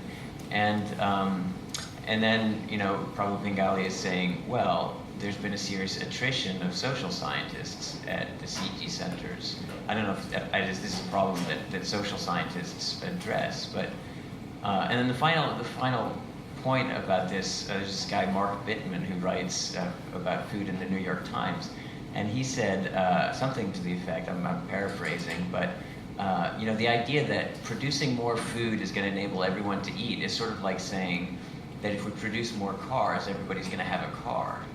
It just doesn't compute. It doesn't work that way. And so I mean, this is pretty orthogonal to everything that's been discussed so far here. But it's something that puzzles me and that I think we ought to be discussing somehow. Okay. Well, there's some people in the room who've thought about that. John. I mean, just quickly. India has just passed some new legislation that is basically a food bill of rights and a food security act where food is going to be incredibly cheap for about 60% of the population. They say it may take an extra 45 million tons of food to even meet what is going to be potentially possible or the demand that's going to arise from this. And a lot of people are skeptical that it can work and not be too corrupt. But the government has made this basically a bill of right to food access, and at incredibly low prices, a basic amount. And we'll have to see how effective it turns out to be, but it is in place. It just passed a few months ago. Well, we've seen in Brazil policies that have had a great impact on poor people's nutrition, the ability to command food. And so there are various ways to go about it. I wonder, John, do you want to say something at this point? Or? Well, I want to back into what you were saying, and I'll try to back into it quickly. So somebody one of you made the comment that led to the question for the CG, what would you miss if you lost it? And I gave a quick thought to that, and it seems to me, but I want to take it to a more complicated point, that it's obvious to me that the number one thing you would lose without the CG is the plant breeding. This continually coming up with improved varieties. I think one should ask the question, shouldn't we have seen a loss on the soil science side? It's not as big as the plant breeding because we never spent that much money on it, but the soil science issues are pretty crucial in Africa, and they may be in Asia also. Then if you went that route, and please don't anybody report me to my colleagues at IFPRI that I'm making these kinds of statements about what you would miss from loss of the CG system. When you look ahead at countries like India, I understand the point of broadening out consumption of calories and so on, but in countries like India, and it's going to happen in Africa within 20 years, in India, if you got a high growth rate in agriculture, over half of it's going to have to come from livestock alone because the base is so large now. You're going to get a hunk from horticulture. One of the problems in the Green Revolution in Africa is African countries are, not all of them, but a substantial number, are very dependent on the tropical export commodities like oil palm, which they gave up to Malaysia, coffee, cocoa. So that, let's say that you said that what you'd most lose from getting rid of the CG is the plant breeding, and I would add the social science. If there'd been more of it, you would miss that more than you would. But maybe you need to look at that in a broader context of the tropical export commodities for which the demand is growing very rapidly in the world with the rising incomes in the low and middle income countries. You don't have slow growth in demand for cocoa and coffee and so on in the world at the present time. And maybe the livestock emphasis in the center is inadequate and on the wrong issues. The big livestock growth is, for a while, is going to be in Asia. So I think that if you drop back to the question of what are you going to miss, and what you're going to miss are things that CG is very good at, and were right from the beginning, but are those things you're going to miss, do they have to be done somewhat differently as we go down the road? And I would like to think I'm not recommending silos here, but at first glance it would seem to me that I'm recommending going back to the early silos. Well, that's probably not true. So there's some very complicated issues that arise when you answer the question, what would you miss, in terms of where the world's going to be in the next 37 years. And it isn't going to be just cereals in the next 37 years. Prabhu? I think John's starting to have that conversation that we should all be having about this. And I think saying plant breeding, we'll miss plant breeding is too broad. We need to be much, much more granular than that. And because if you think about plant breeding, I think China is probably doing more plant breeding work than the CG is doing today. And they're much more advanced. So there's certain things, like what Tom talked about this morning about the knowledge about what's in the gene bank and bringing that and making that public. Those kinds of things are a lot more valuable, I think, from the CG. But this is a conversation we really need to have in great detail. Yeah. Okay. Just to come back to the comments that were made about, all the granaries are full and therefore we've done our job. I don't think the Chinese. Where are those? You find those in northwest India. You see them in Punjab and Haryana, where that seed is. Very poor infrastructure for storing of that seed, so you'll see that seed deteriorating very fast out in the open. But where's the hunger? Hunger's not in northwest India, so it's in the eastern side. And getting that seed from there over to the east is, you don't have the infrastructure to get it that far. And so I think, right, Tom, that now the emphasis is trying to say, how can we increase food security in those areas where they're food insecure? Yeah. And so then you have to look at new technologies or new ways of increasing productivity and also storage and all the other things associated so that the food is available to the people that need it. But just because I was in India when in northwest India where all of those granaries in Punjab and Haryana were full. Well, the seed when they came to use it wasn't even edible, and when they did have a food insecure problem, that disappeared very quickly. You got 1.2 billion people to feed, and the amount that they can store is not enough. So. Yeah. We have somebody back here. Thanks. Thank you. I'm a PhD student in nutrition, and I think that hunger is a very important issue. However, obesity is also a very important issue. And I think that in this world where more people are dying from non-communicable diseases that are caused by obesity-related problems, it's also something that we should be talking about. And so I think that the logistics with hunger and how we get food to the people is very important.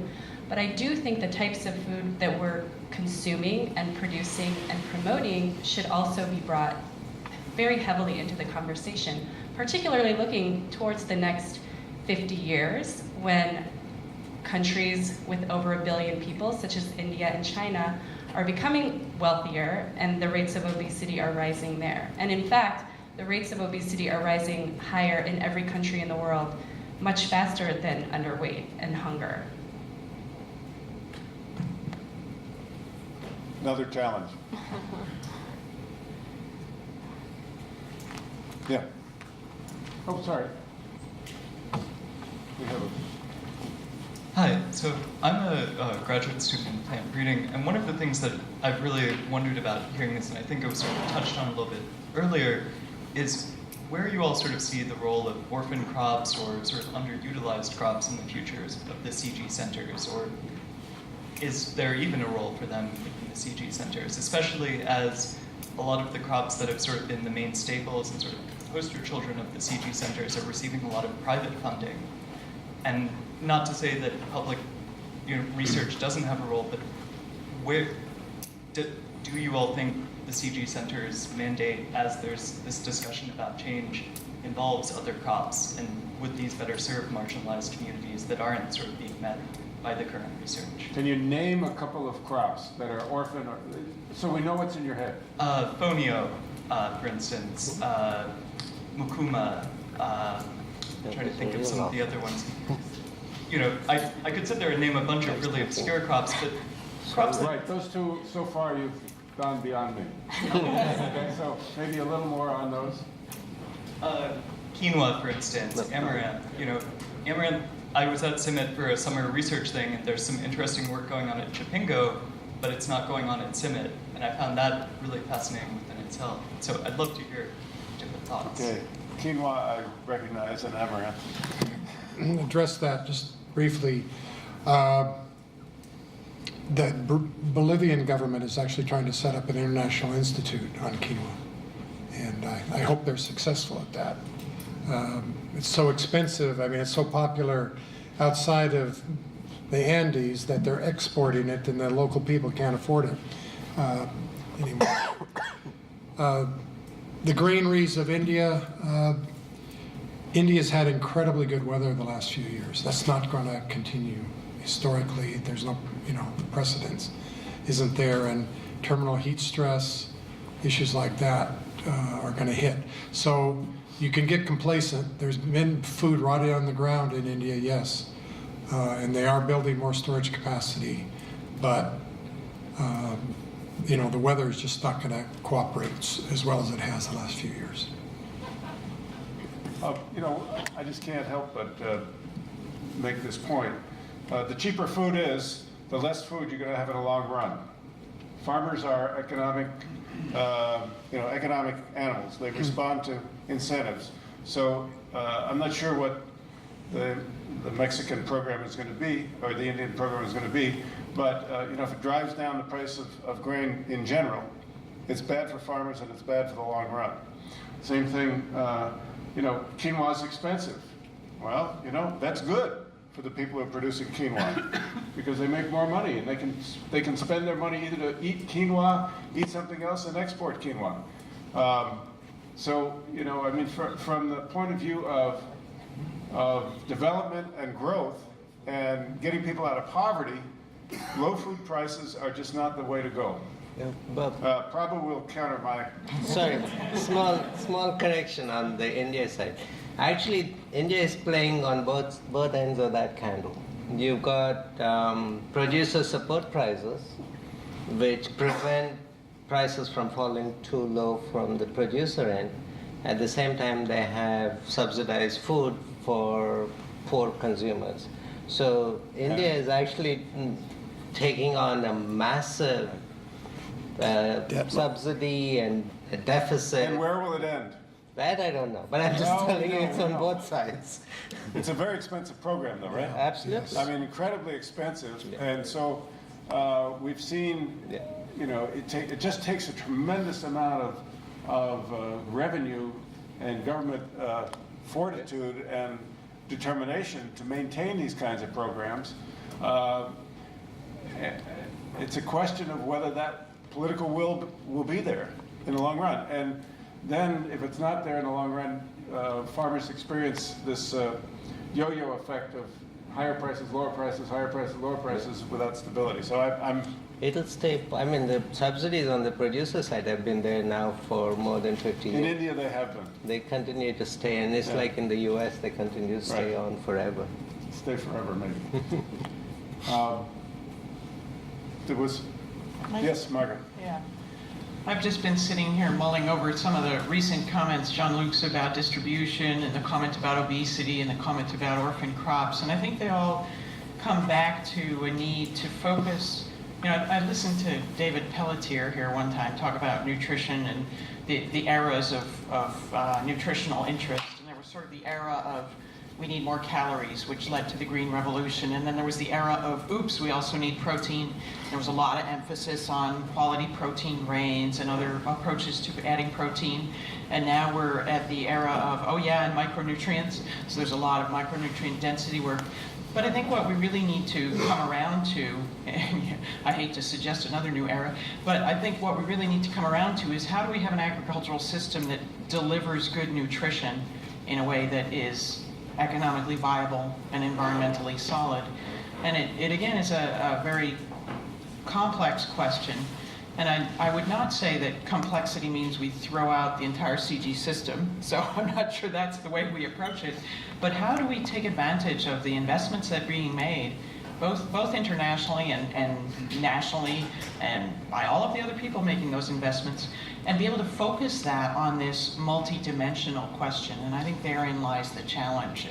Tearing it down and starting over probably will not be inexpensive in itself, but trying to figure out how to focus the resources effectively on what is a very multi-dimensional challenge of delivering good nutrition, I think is where we need to be.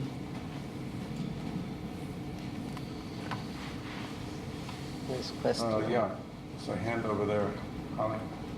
I'm just wondering, as we're talking about restructuring the CG system, it feels like some of these frustrations with distribution and nutrition are actually should be addressed by governments. So I'm wondering if that's a frustration for a CG center, is that traditionally it's been you make a new variety and then you assume that extension services or whatever existing countries are going to be able to take that up, breed it into the locally adapted varieties and distribute it. But if that's not happening, I mean, what's the role of the CG there? And as you're restructuring the CG, should you spread yourself so thin and taking on all those different roles of distribution, extension, nutrition, education, if you want better nutrition? It feels like, would you spread yourself too thin? So it's just a thought. I just want to react to that one real quickly, if that's okay. Sure, yeah. Without your permission. I would not say the CG should take on all of those roles, but I think as we as researchers need to think about the context in which the work we do is done. I'm a maize breeder, so I'm not going to take on nutrition education and everything else. I'm going to be doing maize breeding. But unless I'm thinking about where that needs to go, what does that world look like in which our agricultural systems deliver good quality nutrition, then I'm not sure I'm going to be breeding for the right thing. So my plea was not one for the CG system to take on every possible role from A to Z in terms of delivering nutrition throughout the world, but that we be thinking about what does that vision look like, and how do we make sure the work we are doing ultimately moves in that direction. I see a hand here. I'm going to ask the audience to keep their questions because I want to come back and make sure that the rest of the panelists get a chance to ask each other. But we will come back. Claire, did you want to have anything? Yeah. Oh, okay. Well, maybe more comment. Or, yeah. The question on communications I thought was quite fascinating, and just to relate a little experience we had in our cassava program last year, our geniuses in the communications section in relation to a conference on climate change and the results from that showing that cassava was among the most tolerant, resilient under a climate change situation, started calling cassava the Rambo root. And the publicity that got has just been astounding. If you Google Rambo root, I mean, you just get hundreds of hits on that. And I hated the term. I didn't like it at all. But I had to admit it was genius, because the interest that created in the donor community has been wild, and we've seen a direct result from just that very simple but very focused and brilliant communications effort by some people who knew what they were doing, I guess. If that one runs down, they could always call it the super tuber. There's been lots of takeoffs on, believe me.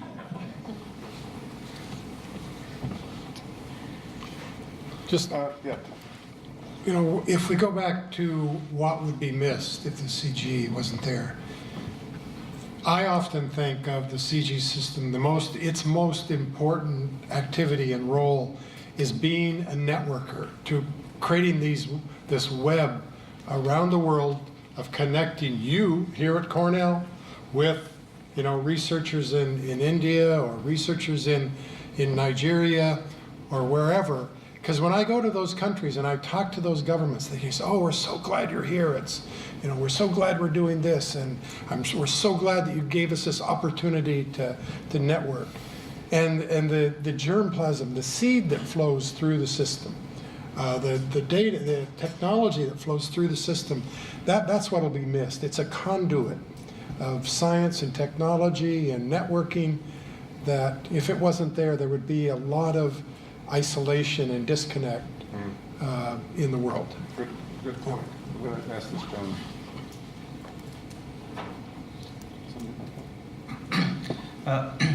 No doubt, CIMMYT and IRRI played a significant role in this green revolution and increasing in productivity of rice and wheat. So about like 30 years back, the IRRI and the CIMMYT, like the Mexican varieties, are the household name in Pakistan, and everybody knows about the IRRI and CIMMYT and Mexican varieties. And you know, so last year I was presenting a case to the Secretary of Finance about the contribution from Pakistan for CIMMYT and IRRI. And the Secretary asked me, who is IRRI and who is CIMMYT? Likewise, a couple of weeks back, I was visiting in Iowa State big farms, and the farmers were talking about the Monsanto and Pioneers and DuPonts, about the new varieties for growing corn to improve the productivity. So that doesn't mean like the CIMMYT and IRRI, they are not doing research. In my opinions, their marketing strategy has gone down. They're not like marketing their products. So in my opinions, as the Prabhu has suggested, that we should need to invest in social sciences divisions, so that like the marketing and economic work should be like go on and people knows about the working of the CG system. Thank you. Can we have the mic in the back?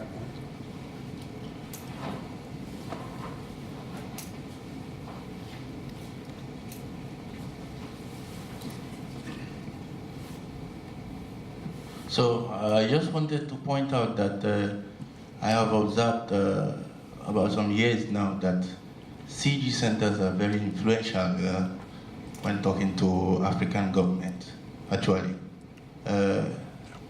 Some time ago, we had a past president in Nigeria, and you could see in the news about talks with CG centers, and after that, they dedicated 10% of every flour for making bread to be from cassava. And that's because IITA was developing a lot of cassava cultivars then. So I don't know whether the CG people know about this, but they listen very much to you, very, very much. So I think they have a lot of money to contribute to CG. If only people have to go to them to talk to them how important this is, and then make them understand that also it's a business model. Because always we argue in Africa within ourselves, but I have seen that the CG people have a lot of influence in this. So I think you should look at it. Thank you. There's a question there. I wonder if I'd like to hear more about the original idea of this meeting, and to think more about some research partnerships that Cornell graduate students, for instance, can become engaged with the current CG system as it is. I mean, it's great to reinvent it, but how can students be involved now? Thanks. There's some students in the room. So, do they have frustrations or stories to tell of positive stories? Yeah, we've got one here. Yeah, I know there's quite a few students, I don't know in this room, but at Cornell that have the dissertation research from the Warlock out of Purdue. So I just completed 6 months of research in Indonesia. No, sorry. I just completed 6 months of research in Indonesia on food security in national parks, and that was all from Borlaug. And part of it is that you had to partner with the CG system. That was part of the requirement for even applying for it. So you had to have some sort of partnership already established before you could apply for it, and your partner from the CG system had to write a letter of recommendation as well. So that's one way. And I know there was from Cornell, there was maybe 6 students. And can you describe a little more the back structure? You said Purdue? Yes, it's administered through Purdue. Administered through Purdue? It's actually it's like USAID funded, but then it goes through someone who works with I believe through a wheat program, but then he had funding for dissertation research, so he funds 6 students to do 6 months of research and 6 students to do a year of research. So it's his funding that he specifically allocated for graduate students to do dissertation. Okay. Good. I want to remind everybody who's still here that there will be food and refreshments afterwards. So don't leave, because you can get it here rather than go home. So I have a comment. That's good. So I think if we're going to do these kind of partnerships, there really should be an incentive for both parties. So if a student is working with someone at Cornell, someone at CIMMYT, there needs to be enough resources for both programs to actually be able to carry out the work, and so that it doesn't become kind of a burden on the program. And I know, with the breeding program at CIMMYT is very, they have a lot of work to do. So there needs to be, I don't know if there needs to be, more people who have kind of a greater percentage of time spent with teaching for, this to work, or if just the incentives need to be placed, something like that.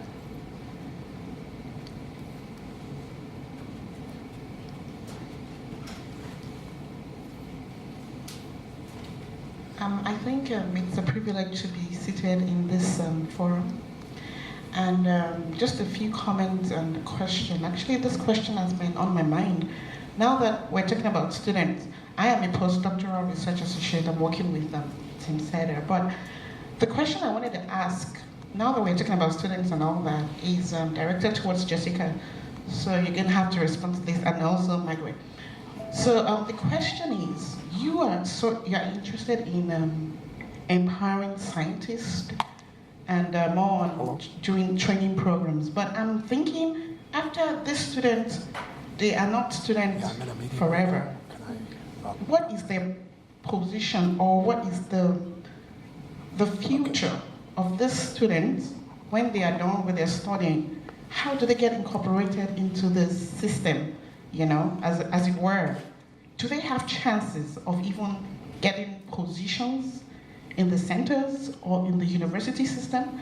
How would you, you want to teach them how to feed, but you want to give them something for the rest of their lives. How would you address that? I think that's a really big question, and I think it's kind of happening right now. There's, like I mentioned, from the Sturma Screening Nursery in Kenya, there's a lot of students being trained, but it's getting to the point now where there's so many students, and we're thinking about, people are thinking, well, are there going to be jobs opening? I mean, there's not that many people retiring in the next few years, so that's a really big question. I don't know the answer to that. And Prabhu wants it to get 40% smaller. Well,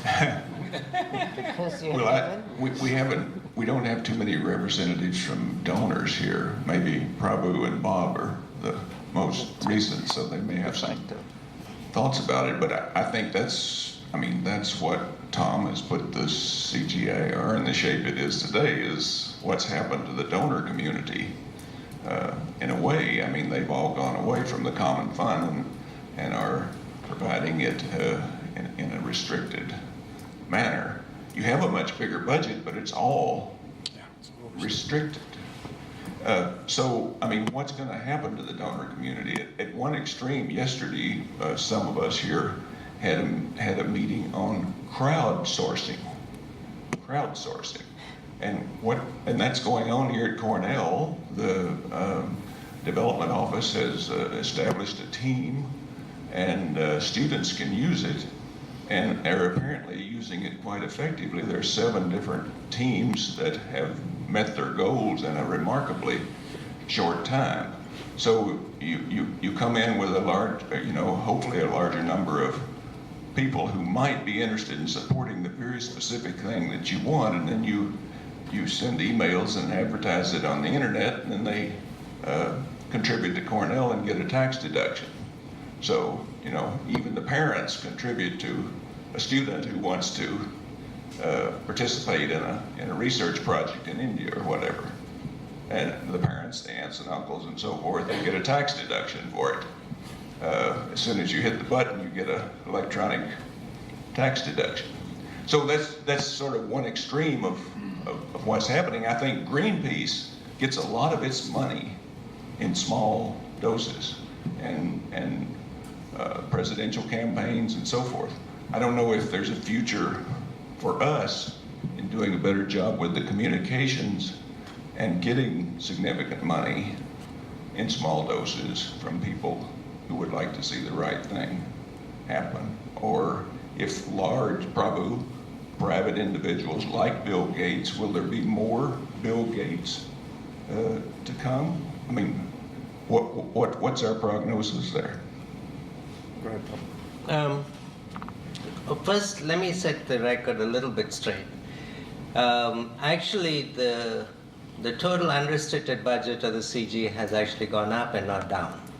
If you look at the data is very clear. I was representing the Gates Foundation and the CGIAR Fund Council until a few months ago, and actually, the total CGIAR budget went from around 500 million in 2006 to close to 900 million today. And so that data is available. Of that 900 million, the unrestricted part of that is close to 500 million. That data is there. The DFID provides 100 million pounds of unrestricted money to the CG every year. USAID gives about 50 million. The World Bank gives about 50 million. And there's a few others that give significant amounts also.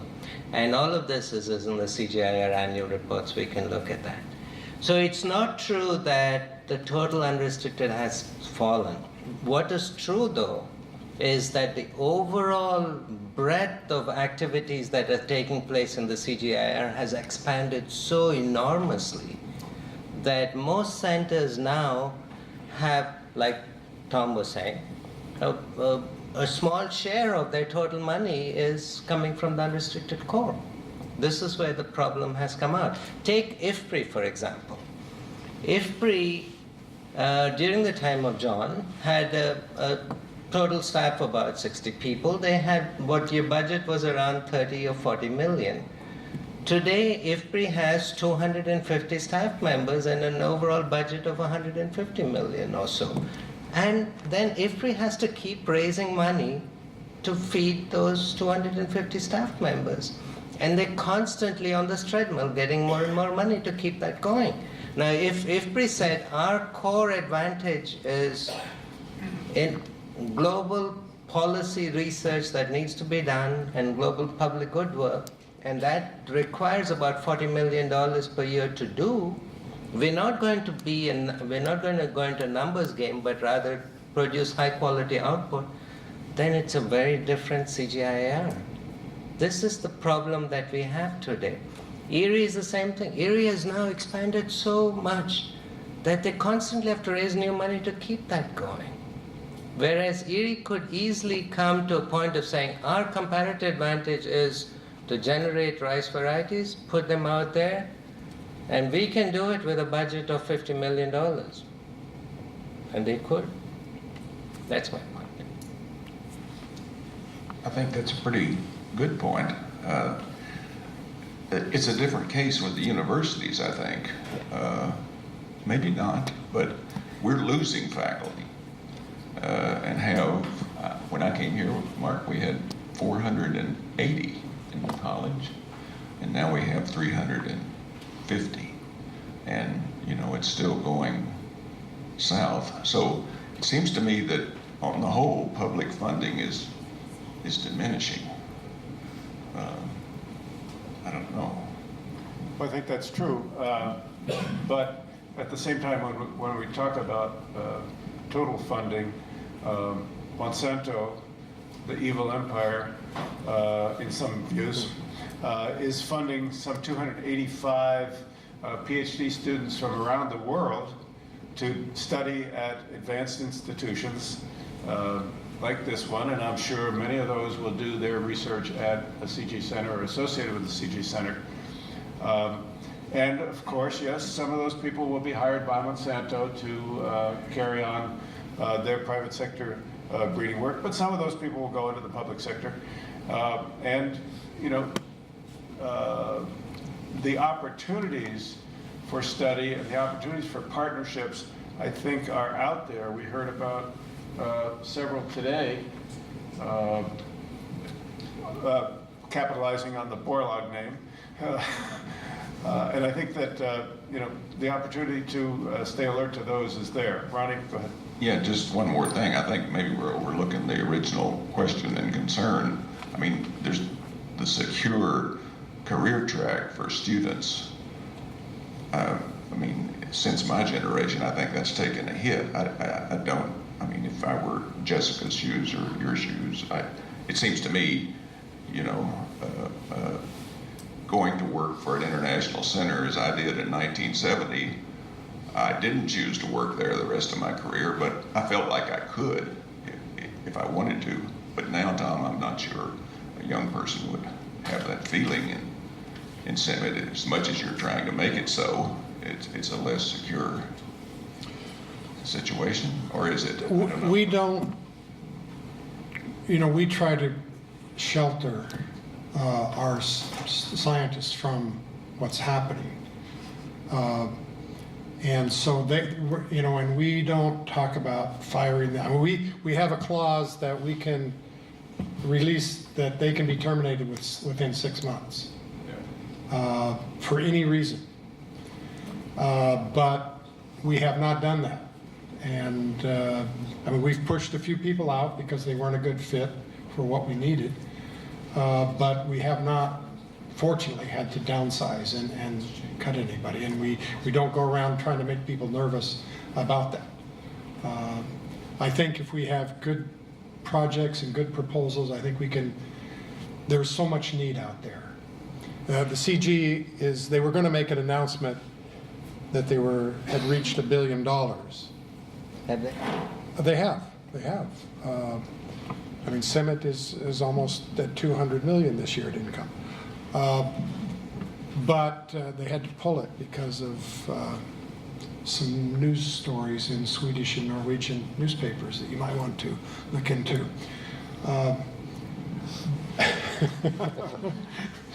Yeah.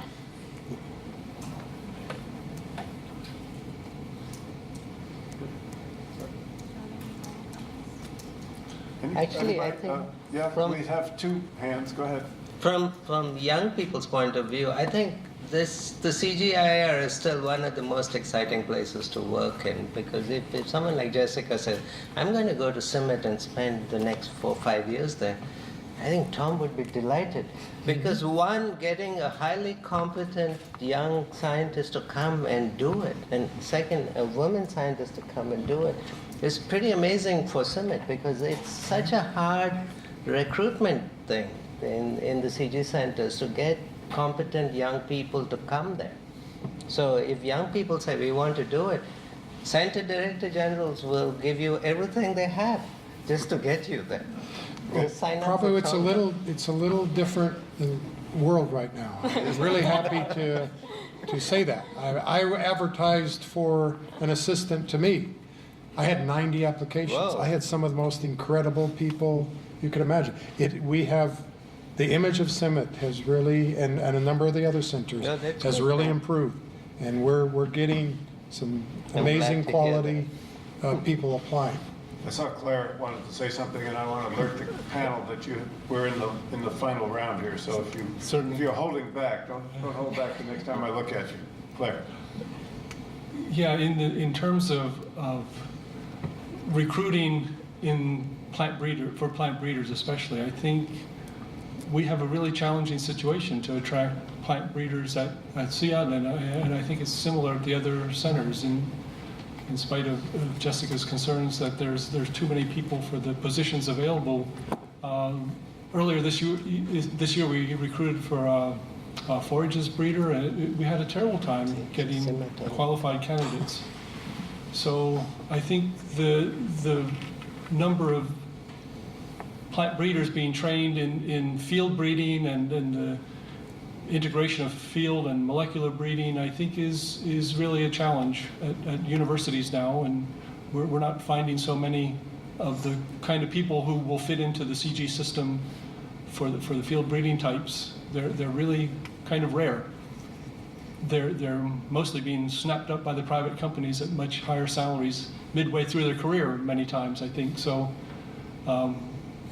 and I would like to announce that we have a cassava breeding position open. and we're going to start looking for...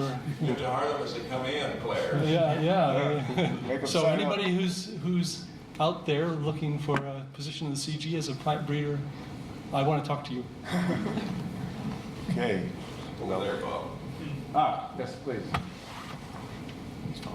Hey, my name is Alberto. I'm a third-year PhD student here in plant breeding.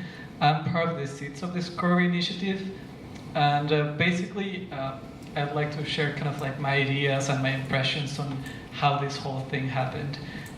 When the Seeds of Discovery project was born, apparently part of the outsourcing, part of the getting money for it, was allocated specifically for training.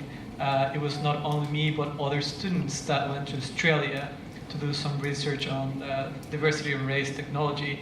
And basically, I think that's a really good model. And I would like to ask if this is an idea that is currently in everyone's minds when they're trying to go to the donors and say, okay, we want money to the research and to improve the livelihoods of people. And part of it requires training.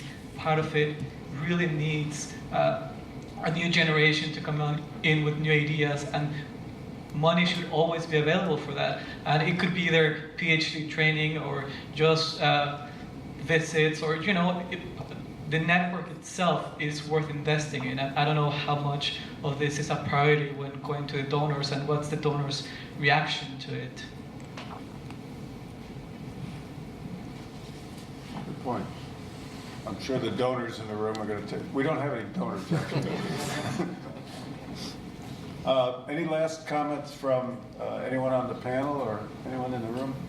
I do want to say that the panel are going to hang out in this room or somewhere close by. So if you have an individual question you want to ask them, you can find them when we break up. If not, I'm going to... yes, please, John. I'm sure I can speak for my colleagues here, but I want to thank Cornell for arranging this.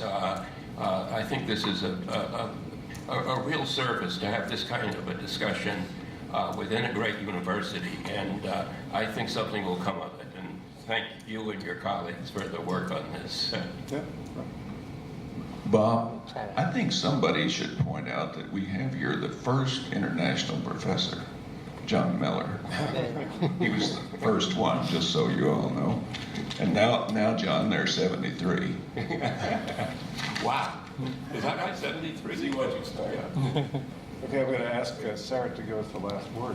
Well, I hate to give to thank you all on behalf of IPCALS after Ronnie just spoke, but I would like to thank you all for joining us this afternoon, and specifically our moderator and our panelists for inspiring this conversation. Now we have a large task before us to revision the CGIAR here at Cornell.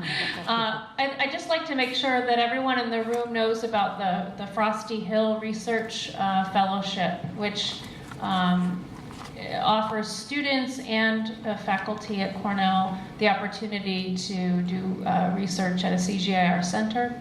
And the call for those proposals will be coming out early in the year in January. So look for that if you're interested in incorporating a collaboration with the CGIAR into your research. And then finally, I'd like to remind everyone that we're hosting a sort of a grand finale of our IPCALS 50th anniversary, a conference here in this room on December 4th. It's titled International Engagement in Agriculture and the Life Sciences, and we'll have people from our peer institutions around the country coming to talk about some of the issues, how the university should engage abroad, and how we can internationalize the student experience. And this conference should be appealing for two major reasons, if not for the content. Registration is free, and you don't have to get on an airplane to go.